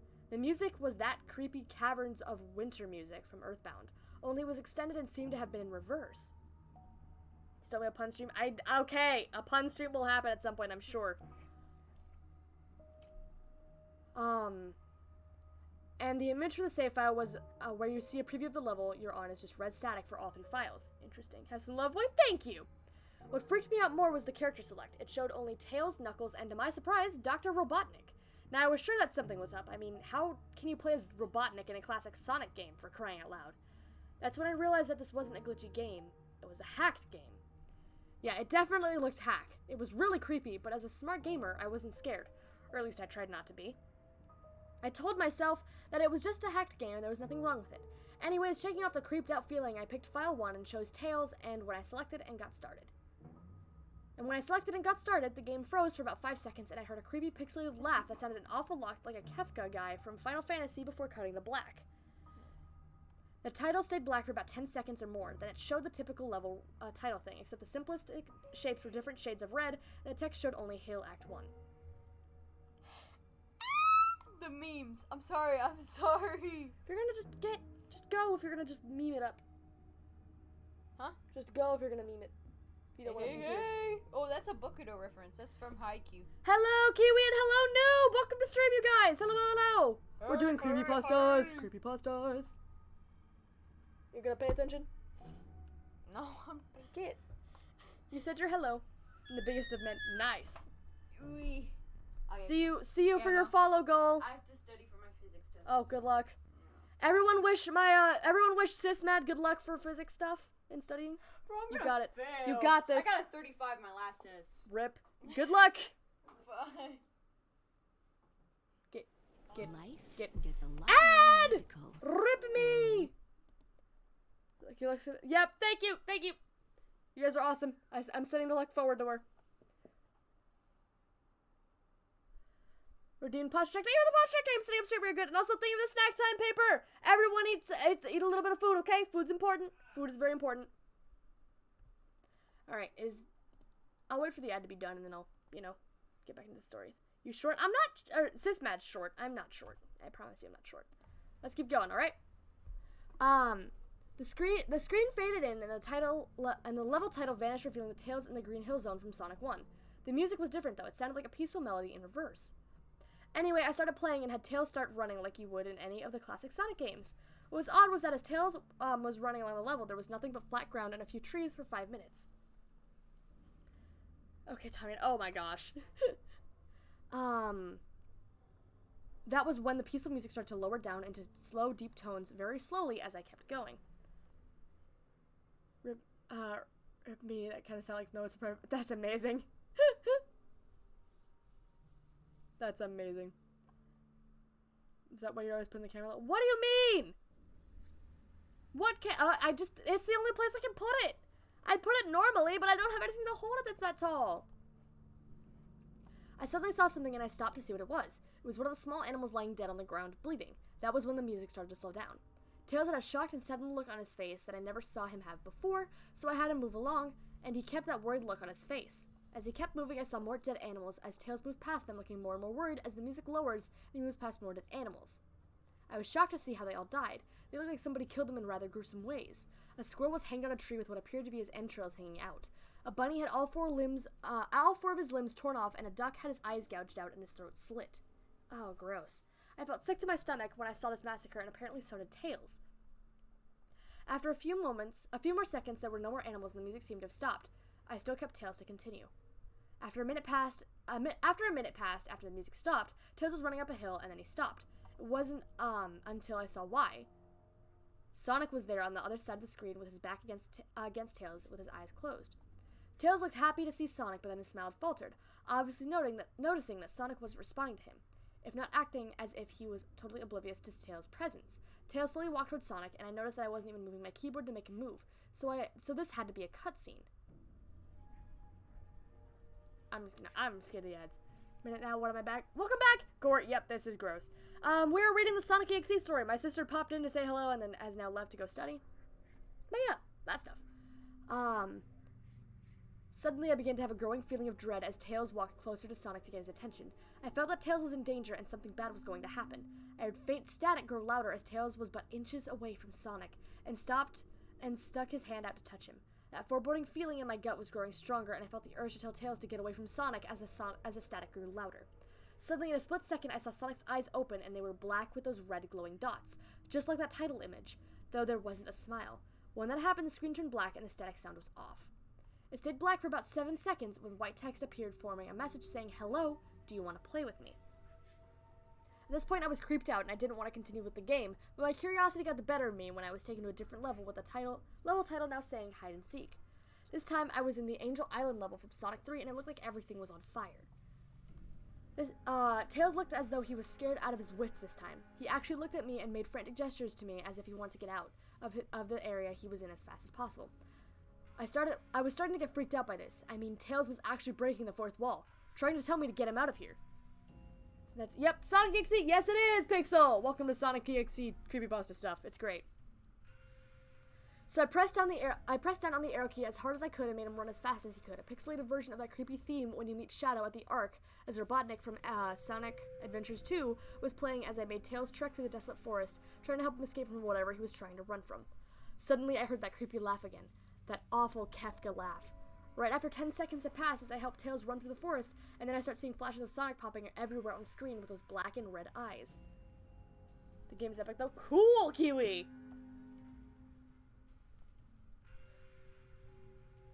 The music changed to that suspenseful, drowning jingle as I see Sonic behind Tails slowly gaining up on him, flying. Sonic wasn't running, he was actually flying.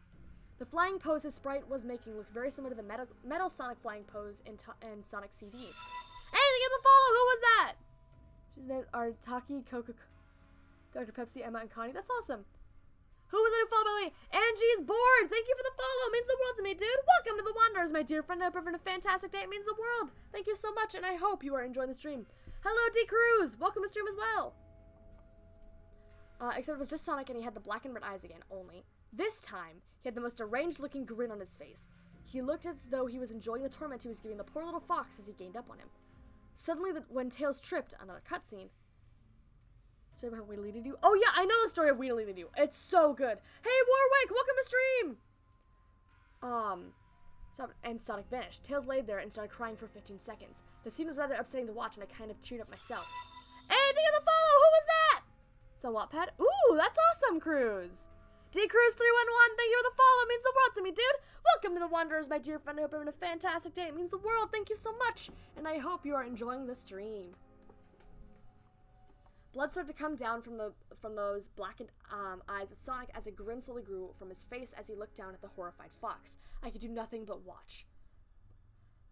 Just in a split second, Sonic lunged at Tails right before the screen went black. There was a loud screeching noise that only lasted 5 seconds. The text returned, only this time it said, "You're too slow. Want to try again?" How are you today? I'm good! I'm liking these stories. These are great. And then that god-awful laugh came with it. I was so shocked by what had happened. Did Sonic murder Tails? No, he couldn't have. He and Tails are supposed to be best friends, right? Why did Sonic do that to him? Oh, that's incredibly foreboding. That's foreboding from before. Cause isn't Kyle? Kyle is Tom, the main character's best friend. And so, if Sonic and Tails are best friends and Sonic just murdered Tails, does that technically mean that, hypothetically, Kyle is inadvertently murdering Tom? Possibly, you know. I shook the shock off as I was brought back to the character select. The save file that had Tails was different. Tails was no longer in the box itself, but in the TV screen itself, which was flickering with the red static. Tails' expression scared me. His eyes were black and bleeding. His orange fur had gone black. He had an expression of anguish on his face. Trying to ignore it, I picked Knuckles next. The laugh came again, and the screen cut to black again, and stayed there for another 10 seconds. This time the level said, "You can't run." Jeez Louise. Someone unaliving. Yep, fair. I was really freaked out by this. I couldn't tell if this was a glitch, or a hack, or some kind of sick, twisted joke. Or anything, really. But despite my fear of what happened next, I kept playing. The next level looked much different. It had the ground of the scrap brain zone, but the sky background looked like the main menu. It had the dark, reddish cloudy sky. But it was the music that creeped me out the most. It sounded like Gigas' theme right before you beat Pokey in Earthbound. I also noticed that Knuckles looked afraid just like Tails did, though not as much. More, rather, he looked a little unnerved. He broke the fourth wall just like Tails did and looked as if he wasn't sure about going on, but I made him move anyway. Shook my smooth criminal. Better than think. Okay, that's copyright. He ran down the straight path in this dark level, and as he did, the screen started to flicker red static a couple times, and then that maddening laugh came again. Then, after a few seconds of running, I noticed several bloodstains on the metallic ground. I felt a growing sense of fear again, thinking something horrible was going to happen to Knuckles. He looked nauseated walking down this bloodstained road, but I still kept him going. Why would you do that? Why would you... Suddenly, as Knuckles ran, Sonic appeared right in front of him with those black and red eyes, and then red static appeared again. When the static vanished, showing nothing but black screen and text saying, "Found you." I was now scared. Sonic found Knuckles already? What was going on? Anyway, red static came again, and then I was back to the level. Knuckles looked like he was panicking, and Sonic was nowhere to be found. And this time, that high-pitched squealing from the Silent Hill 1's final boss was playing. Was this some kind of boss battle with Sonic? I hope to God it wasn't, honestly. Suddenly, Sonic appeared right behind Knuckles in what appeared to be pixelated black smoke. I made Knuckles turn and then punch Sonic, but Sonic vanished in black pixelated smoke before I could even land a hit. That terrible laugh went off again. Then Sonic appeared behind Knuckles again, and then I made him punch again, and Sonic vanished again, laughing. Knuckles was panicking even more, and I felt like I was going crazy. Sonic was practically playing with us. He was playing a sick, twisted little mind game with me and Knuckles. Another cutscene played as Knuckles fell to his knees and clutched his head, sobbing. I felt his agony. Sonic was actually driving both of us crazy. And then in a split second, Sonic lunged at Knuckles, and the screen went black with another distorted screeching sound that lasted at least 3 seconds. Another text message appeared. So many souls to play with, so little time. Would you agree? What the heck? Just what is going on?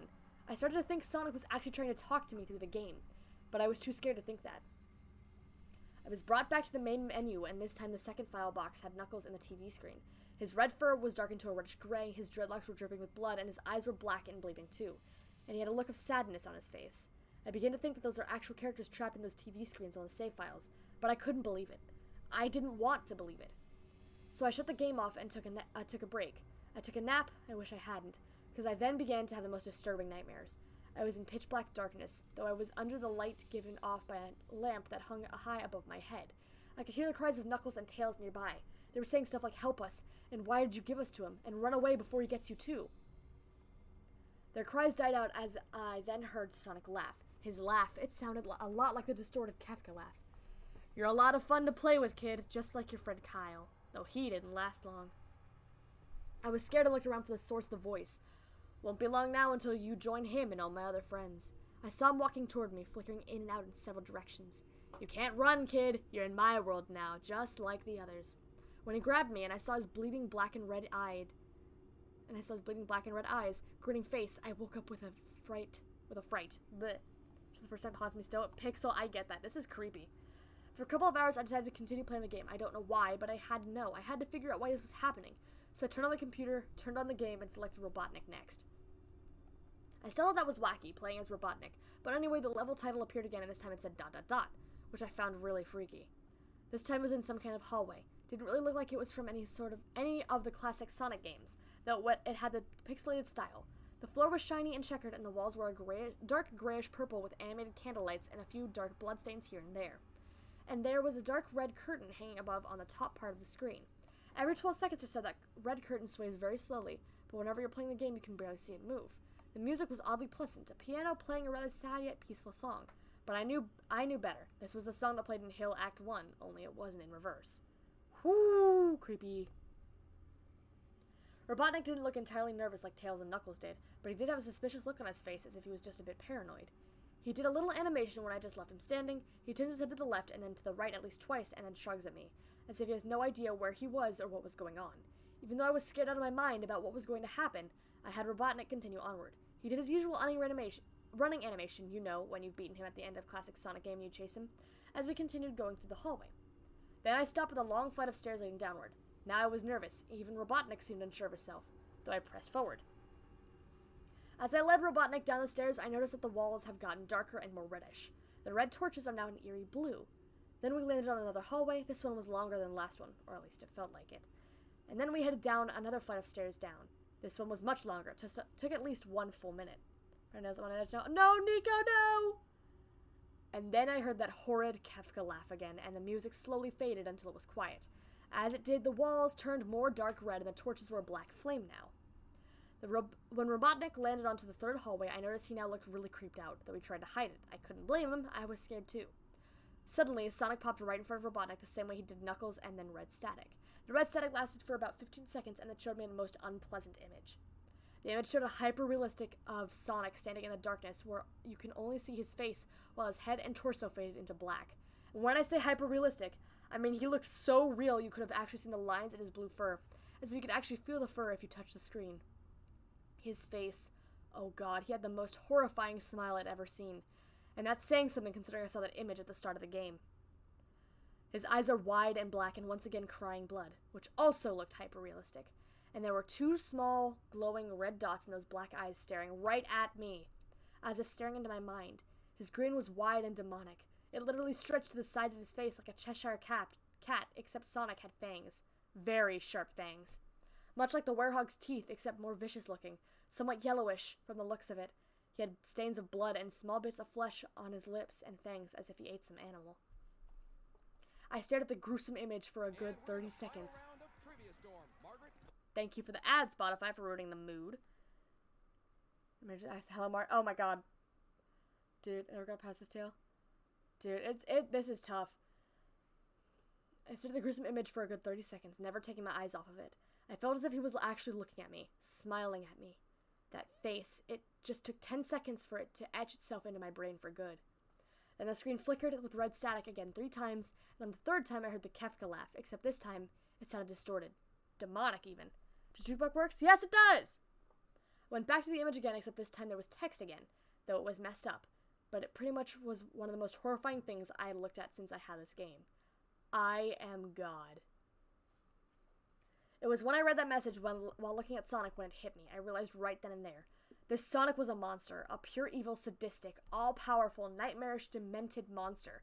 And all of his victims, including Tails, Knuckles, Robotnik, and possibly Kyle, are all just his little toys. And this game is the very gateway into his chaotic, nightmarish world and the very HE double toothpicks his victims are trapped in. Thank you for the follow, read that in just a moment! Suddenly, in an actual split second, I screamed as Sonic lunged at the screen, screeching loudly with his mouth open, wide open, to an unnatural length, revealing nothing but a literal spiraling abyss of pure darkness before the red static came again. This time much louder and distorted, so loud that it hurt my ears. I yelled and grabbed my ears as the red static screeched for a good 7 seconds. Then it stopped and showed nothing but a black screen. Who was that who followed? Thank you for the posture check. I'm sitting up straight. God, he's a demon. That's fair. You gotta go. Oh, bye, Star. You're awesome. Okay. Wow. Funny smile. Who's that follow, by the way? Alevska, I think is how you pronounce it. I'm sorry if I pronounced that incorrectly. Thank you so much for the follow. It means the world to me, dude. Welcome to the Wanderers, my dear friend. I hope you're having a fantastic day. It means the world. Thank you so much, and I hope you are enjoying the stream. Can't take my eyes away. I know, Pixel. It's tough, dude. This is awful. The Kefka, Then it stopped and showed nothing but a black screen. As I sat there staring at the black screen, one last text came up. Ready for round 2, Tom? The Kefka laugh, sounding more clear as if Sonic was right behind me, played again 3 times as I looked at that text in shock and confusion. Then I booted back to the main menu, and this time the 3rd save file had a TV image of Robotnik in the same tormented state as Tails and Knuckles. Robotnik's skin turned a dull gray, his mustache drooped and had blackened. His glasses broke and blood is coming from them. He had a mere dead-like expression on his face. Thank you. Of course, of course. I looked at Tails, Knuckles, and Robotnik, and I cried a bit. I pitied them for the agony they're going through. They were forever trapped within the game, forever tormented by that horrid hedgehog. And always will be. And the computer shut itself off. I couldn't turn it back on no matter what I did. I sat there for maybe 25 I sat there for maybe 25 seconds, horrified by what had just happened. Sonic is the very embodiment of evil. He tortures people who plays his games in more ways than one, and then when he gets bored, he drags you into his game. Literally drags you to HE double toothpicks, where he can play with you always, as his toy. I can't get the game out of my computer. I think it's stuck in there, but at least I managed to turn it back on now. After I sat for 25 seconds, I heard a voice right behind me, like a whisper. Try to keep this interesting for me, Tom. I turned around to see where that voice came from, and what I saw made me scream. Sitting on my bed, staring right at me, was a Sonic plushie, smiling with bloodstains under its eyes. So I'll turn the lights off. It's time to ruin the mood. Fair enough. We just finished a song. And this is, you know what? Turn the lights up. That's a good vibe. Let's get rid of the creepy nature. That is creepy. I love haunted game type stuff. It's really cool. But that is absolutely terrifying. Dude. Dude. Creepy. And by the way, for having played the Sonic EXE mod, I get it now. Still so creepy. What's this song? This is called,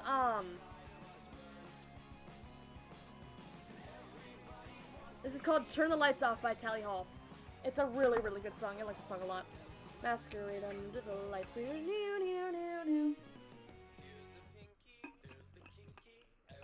I know, but what's it called? What's it called? Is there gonna be a last story? Yes, we will do one more story and then call it, which will probably end up being Jeff the Killer.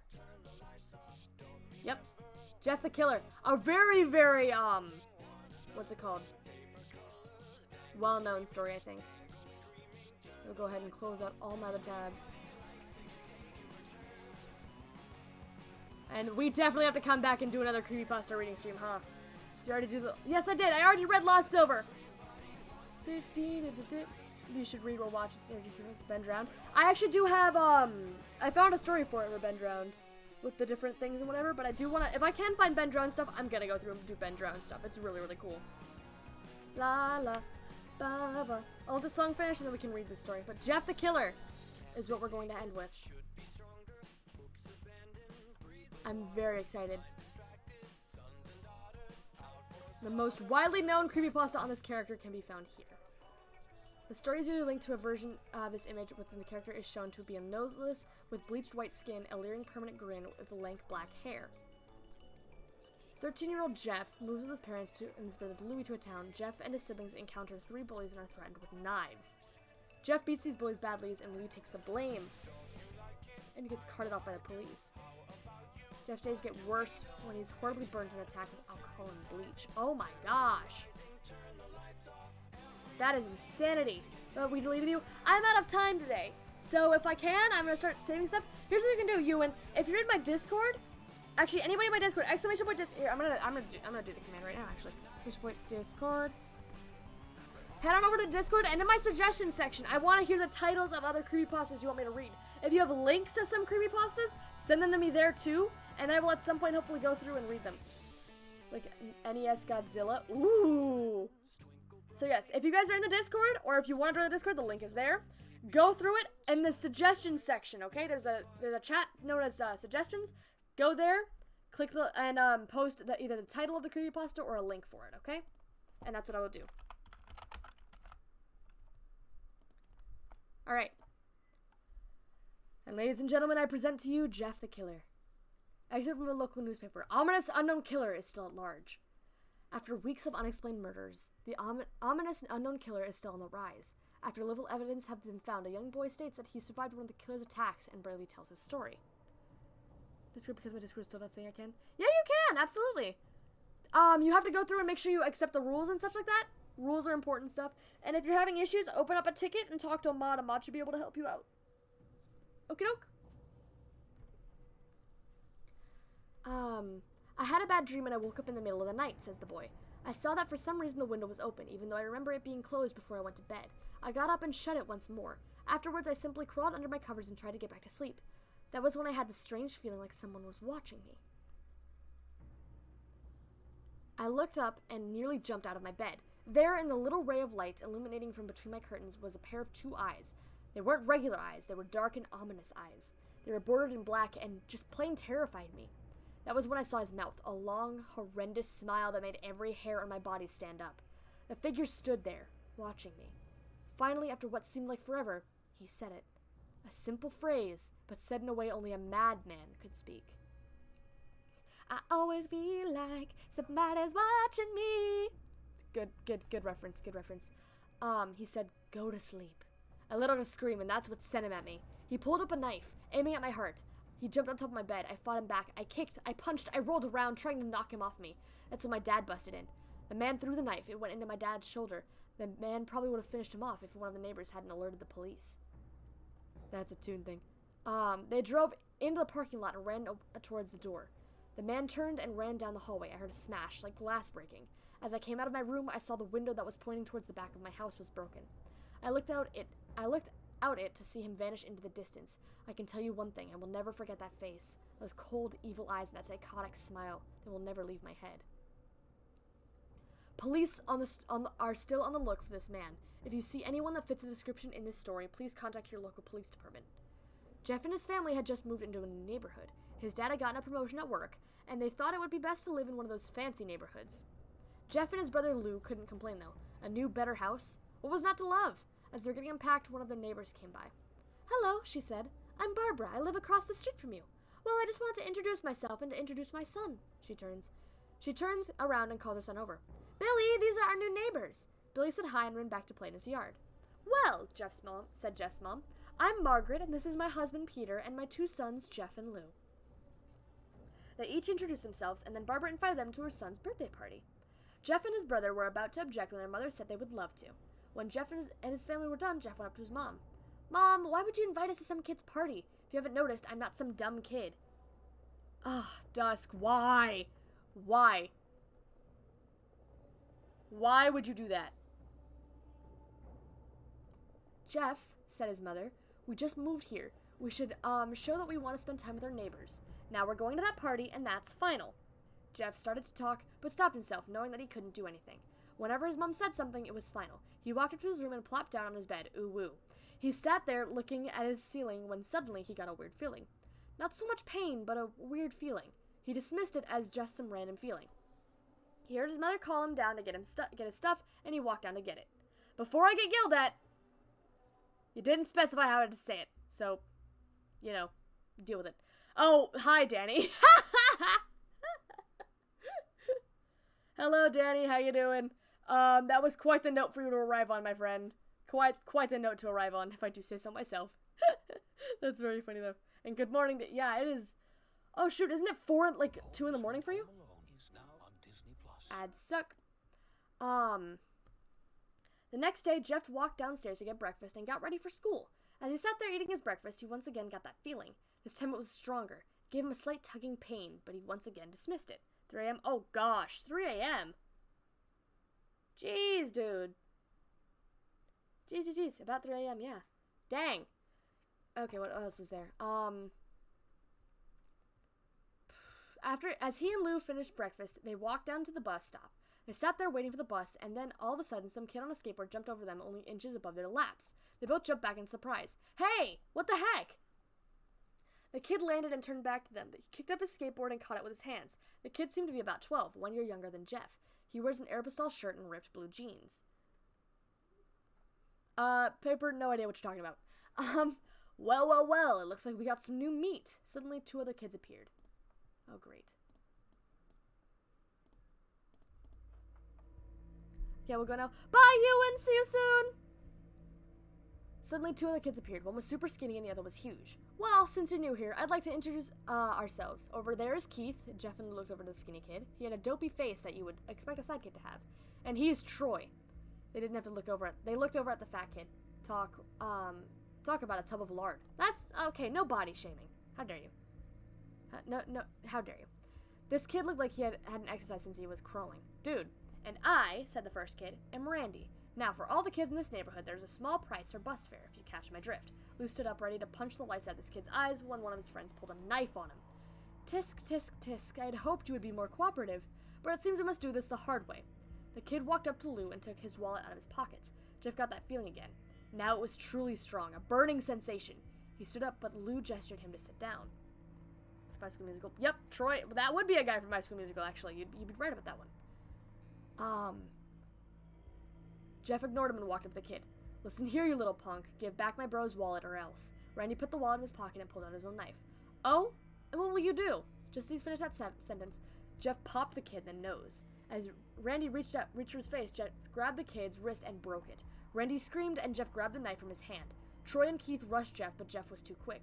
He threw Randy to the ground. Keith lashed out at him, but Jeff ducked and stabbed him in the arm. Keith dropped his knife and fell to the ground screaming. Troy rushed him too. But Jeff didn't even need the knife. He just punched Troy straight in the stomach and Troy went down. As he fell, he puked all over. Lou could do nothing but look in amazement at Jeff. Like Planet 2 and Jeff the Killer Mats. That's cool, dude. That's cool. Jeff, how'd you, was all he said. Hey, thank you for the follow. Who was that? Red God 92, thank you for the follow. Welcome to the Wanderers, my dear friend. I hope you're having a fantastic day. It means the world. Thank you so much, and I hope you are enjoying the stream. Jeff, how'd you, was all he said. He saw the bus coming and knew they could be blamed for the whole thing, so they started running as fast as they could. As they ran, they looked back and saw the bus driver rushing over to Randy to help the others. As Jeff and Lou made it to school, they didn't dare tell what happened. As they did, all they did was sit and listen. Lou just thought of that as his brother was beating up kids, a few kids. But Jeff knew it was more. It was something scary. As he got that feeling, he felt how powerful it was.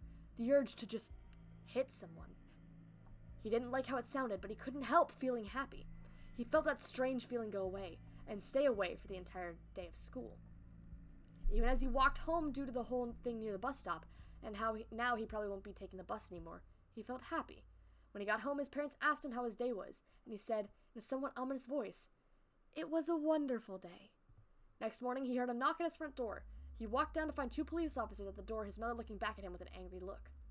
"Jeff, these officers tell me that you attacked 3 kids, that it wasn't regular fighting, and that they were stabbed." "Stabbed, son!" Jeff's gaze fell to the floor, showing his mother that it was true. "Mom, they were the ones who pulled the knives on me and Lou." "Son," said one of the cops, "we found 3 kids, 2 stabbed, 1 having a bruise on his stomach, and we have witnesses proving that you fled the scene. Now, what does that tell us?" Someone should make a Nomad Creepypasta? Yes! Please do! Any of you who are amazing at writing, or just feel like writing, please put me in a Creepypasta. I would love to write I would love to have a Creepypasta about my character, about me. I think that'd be a really interesting thing, and I'd love to read it. I would read it, legitimately. That's so cool. I plan on writing, I want to write a Creepypasta style thing, too. I think that'd be cool. Jeff knew it was no use. He could say him and Lou had been attacked, but then there was no proof it was not them who attacked first. They couldn't say that they weren't fleeing because, truth be told, they were. So Jeff couldn't defend himself or Lou. "Son, call you down, your brother." Jeff couldn't do it since it was he who beat up all the kids. "Sir, it was me. I was the one who beat up the kids. Lou tried to hold me back, but he couldn't stop me." The cop looked at his partner, and they both nod.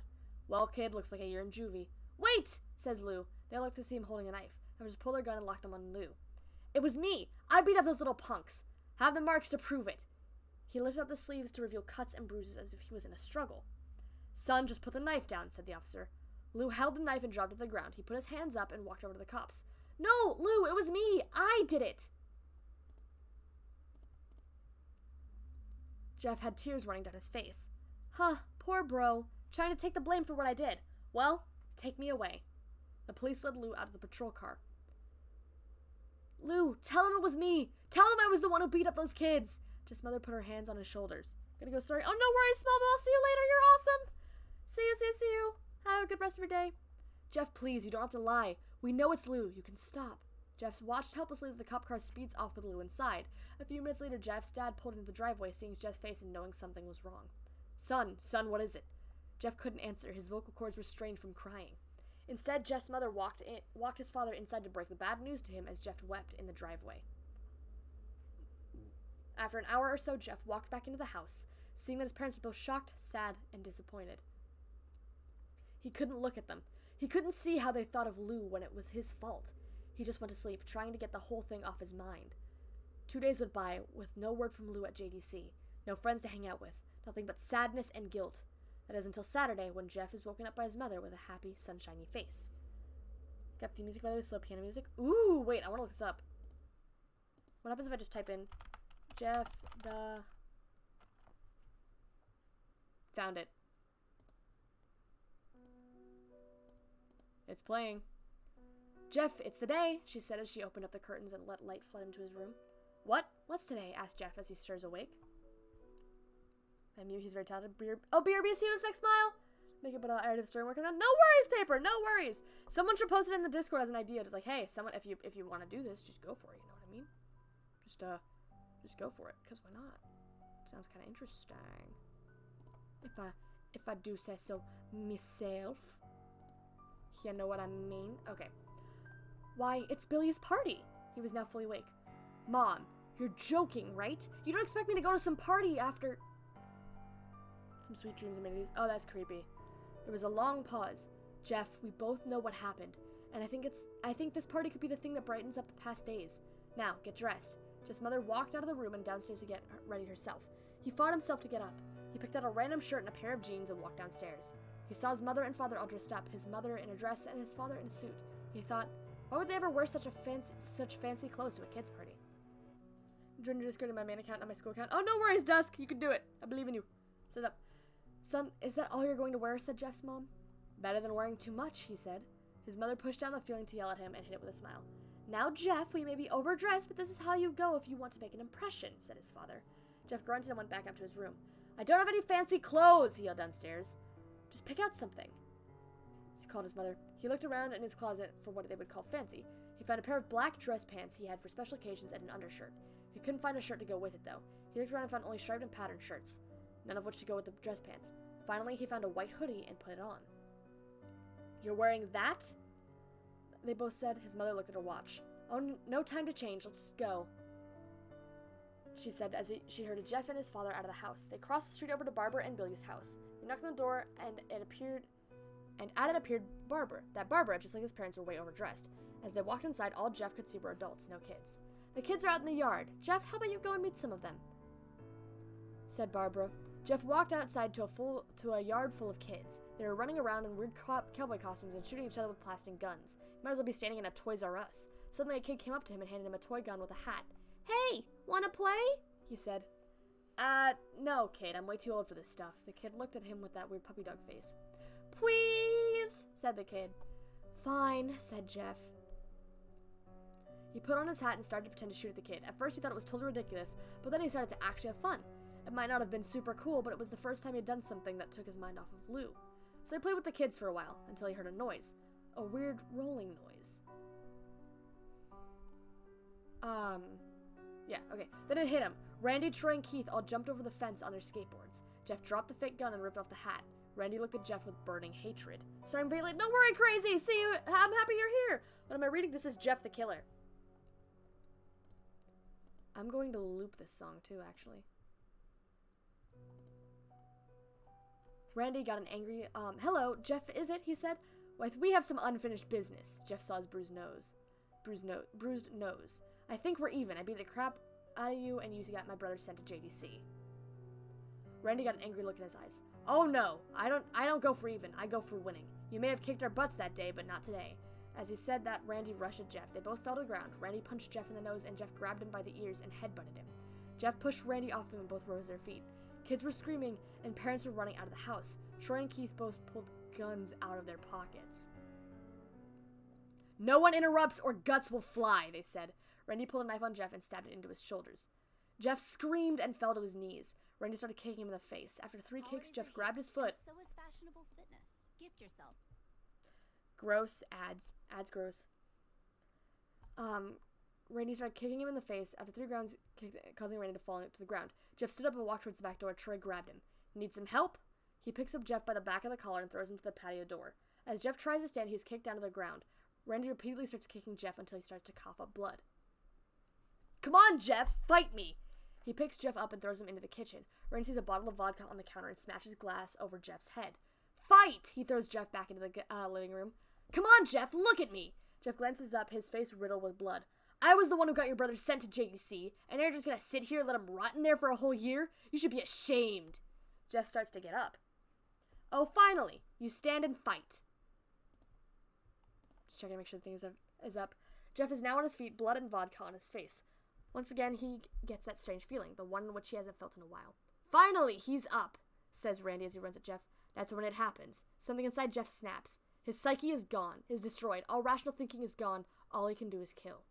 He grabs Randy and pile drives him to the ground. He gets on top of him and punches him straight in the heart. The punch causes Randy's heart to stop. As Randy gasps for breath, Jeff hammers down on him. Punch after punch, blood gushes from Randy's body until he takes one final breath and dies. Everyone is looking at Jeff now. The parents, the crying kids, even Troy and Keith.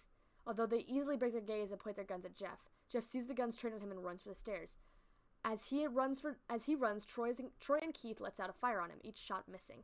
Jeff runs up the stairs. He hears Troy and Keith follow up behind. As they let out their final round of bullets, Jeff ducks into the bathroom. He grabs the towel rack and rips it off the wall. Troy and Keith race in, knives ready. Oh, music's back. Troy swings his knife at Jeff, who backs away and bangs the towel rack into Troy's face.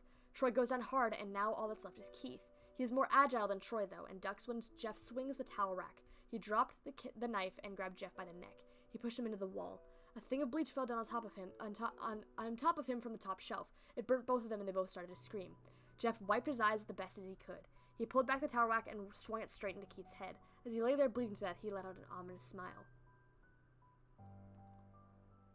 What's so funny? Asked Jeff. Keith pulled out a lighter and switched it on. What's funny? He said. Is that you're covered in bleach and alcohol. Jeff's eyes widened as Keith threw the lighter at him. As soon as the flame made contact with him, the flames ignited the alcohol and the vodka. While the alcohol burned him, the bleach bleached his skin.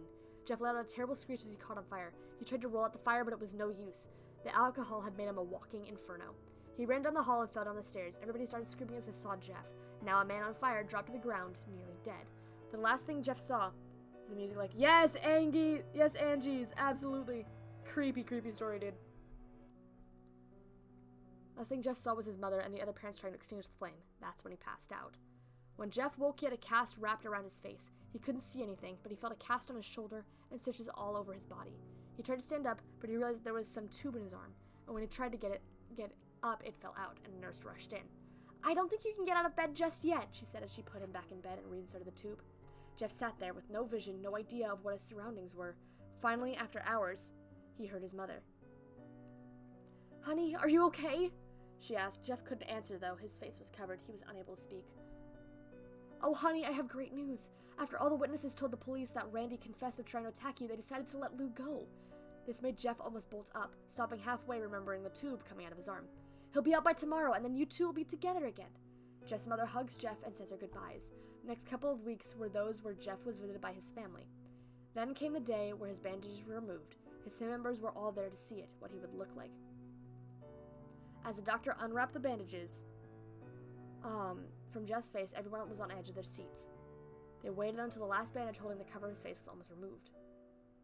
Let's hope for the best, said the doctor. He quickly pulls the cloth, letting the rest fall from Jeff's face. Jeff's mother screams at the sight of his face. Lou and Jeff's dad stare awestruck at his face. What? What happened to my face? Jeff said. He rushed out of bed and ran to the bathroom. He looked in the mirror and saw the cause of distress. His face, it's horrible. His lips were burnt to a deep shade of red. His face had turned a pure white color, and his hair singed from brown to black. He slowly put his hand to his face. It had a sort of leathery feel to it now. He looked back at his family, then back at the mirror. Gotta go now. Bye-bye, Zozo. See you soon. You're awesome. Jeff, said Lou. It's not that bad. Not that bad, said Jeff. It's perfect! His son was equally surprised. Jeff started laughing uncontrollably. His parents noticed that his left eye and hand were twitching. Jeff, are you okay? Okay? I've never felt more happy! Look at me! This face goes perfectly with me! He couldn't stop laughing. He stroked his face, feeling it, looking at it in the mirror. What caused this? Well, you may recall when Jeff was fighting Randy, something in his mind. His sanity snapped. Now he was left as a crazy killing machine. That is his parents. That his parents didn't know. Doctor, said Jeff's mom, is my son alright, in the head? Oh yes, this behavior is typical for patients who have taken a very large amount of painkillers. His behavior doesn't change in a few weeks. Bring him back here and we'll give him a psychological test. Oh, thank you, doctor. Jeff's mother went over to Jeff. Jeff, sweetie, it's time to go. Jeff looked away from the mirror. His face still formed into a crazy smile. Okay, Mommy. His mother took him by the shoulder and took him to get his clothes. This is what came in, said the lady at the desk. Jeff's mom looked down to see the black dress pants and white hoodie her son wore. Now they were clean of blood and now stitched together. Jeff's mom led him to his room and made him put his clothes on. Then they left, not knowing that this was their final day of life.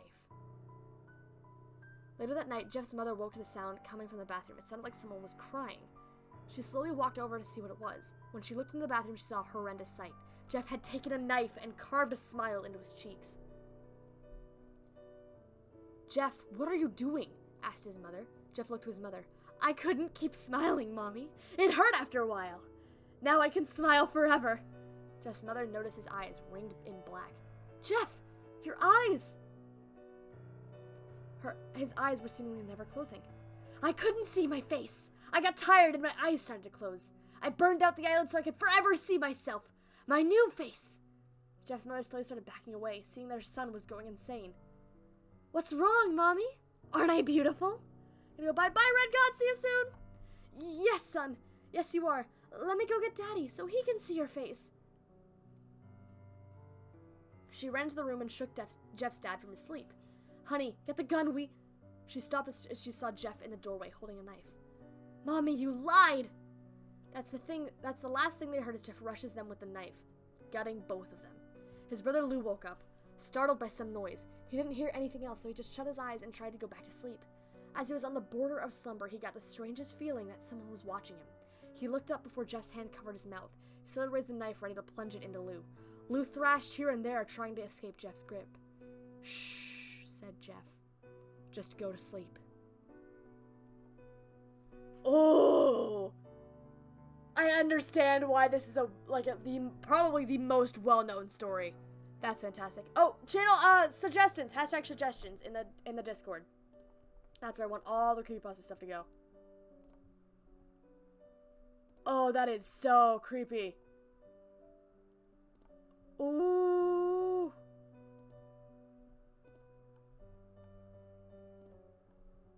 Oh my gosh, dude. Insanity. That is a cool story. That is creepy. I've got goosebumps, actually. Holy heck. Jeff the Killer. That is... Thank you guys for suggesting songs. Or suggesting, these stories. Absolutely amazing, as per always. And I will switch to ending stream. Thank you guys so much for hanging out with me today. It means the world to me. Thank you, Official Noob, for that. That actually fits, ironically. Thank you for hanging out with me today. I had a blast, as always. You guys are awesome. Remember, as our main character, Quack, would say, please make sure you drink some water, eat some food, take any medication you need to, and at some point, pretty please get some sleep, okay? If he ain't real. Good thing he ain't real. I had a lot of fun doing this today, so I hope to, at some point, do another Creepypasta reading stream, because I had fun. Please stick around, by the way, because we are going to raid somebody. I'm going to go see if I can find somebody. So stick around. I will be back on Friday, okay? We'll watch Arcane, not yet, although it seems really, really cool. I hope to watch, to do some stuff with Arcane soon. So I'm gonna check out who's playing Friday Night Funkin'. That's my go-to category. Who's doing that stuff?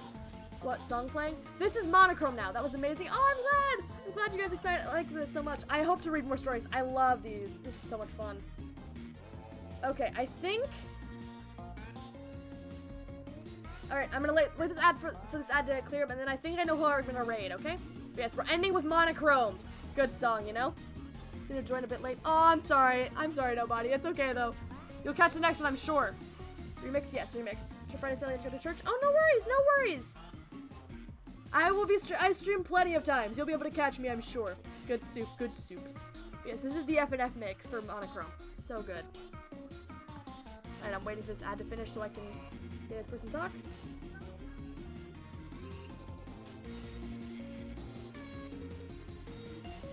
I like this person. I already like them a lot. Okay, I'm sending you guys to this person, okay? Make sure I spelled that right. Boop! There we go. I'm sending you guys over to Lighted Official, who is playing some Friday Night Funkin'. All of you jump in there right now. Go, go, go, go, go, all right? I want you guys to say hello, let them know that Nomad sends a world of positive energy to them, and that I hope they're having a fantastic stream, okay? You're amazing, you're valid, I care about you all so much, and I will see all of you, or as many of you as I can, on Friday, okay? Goodbye!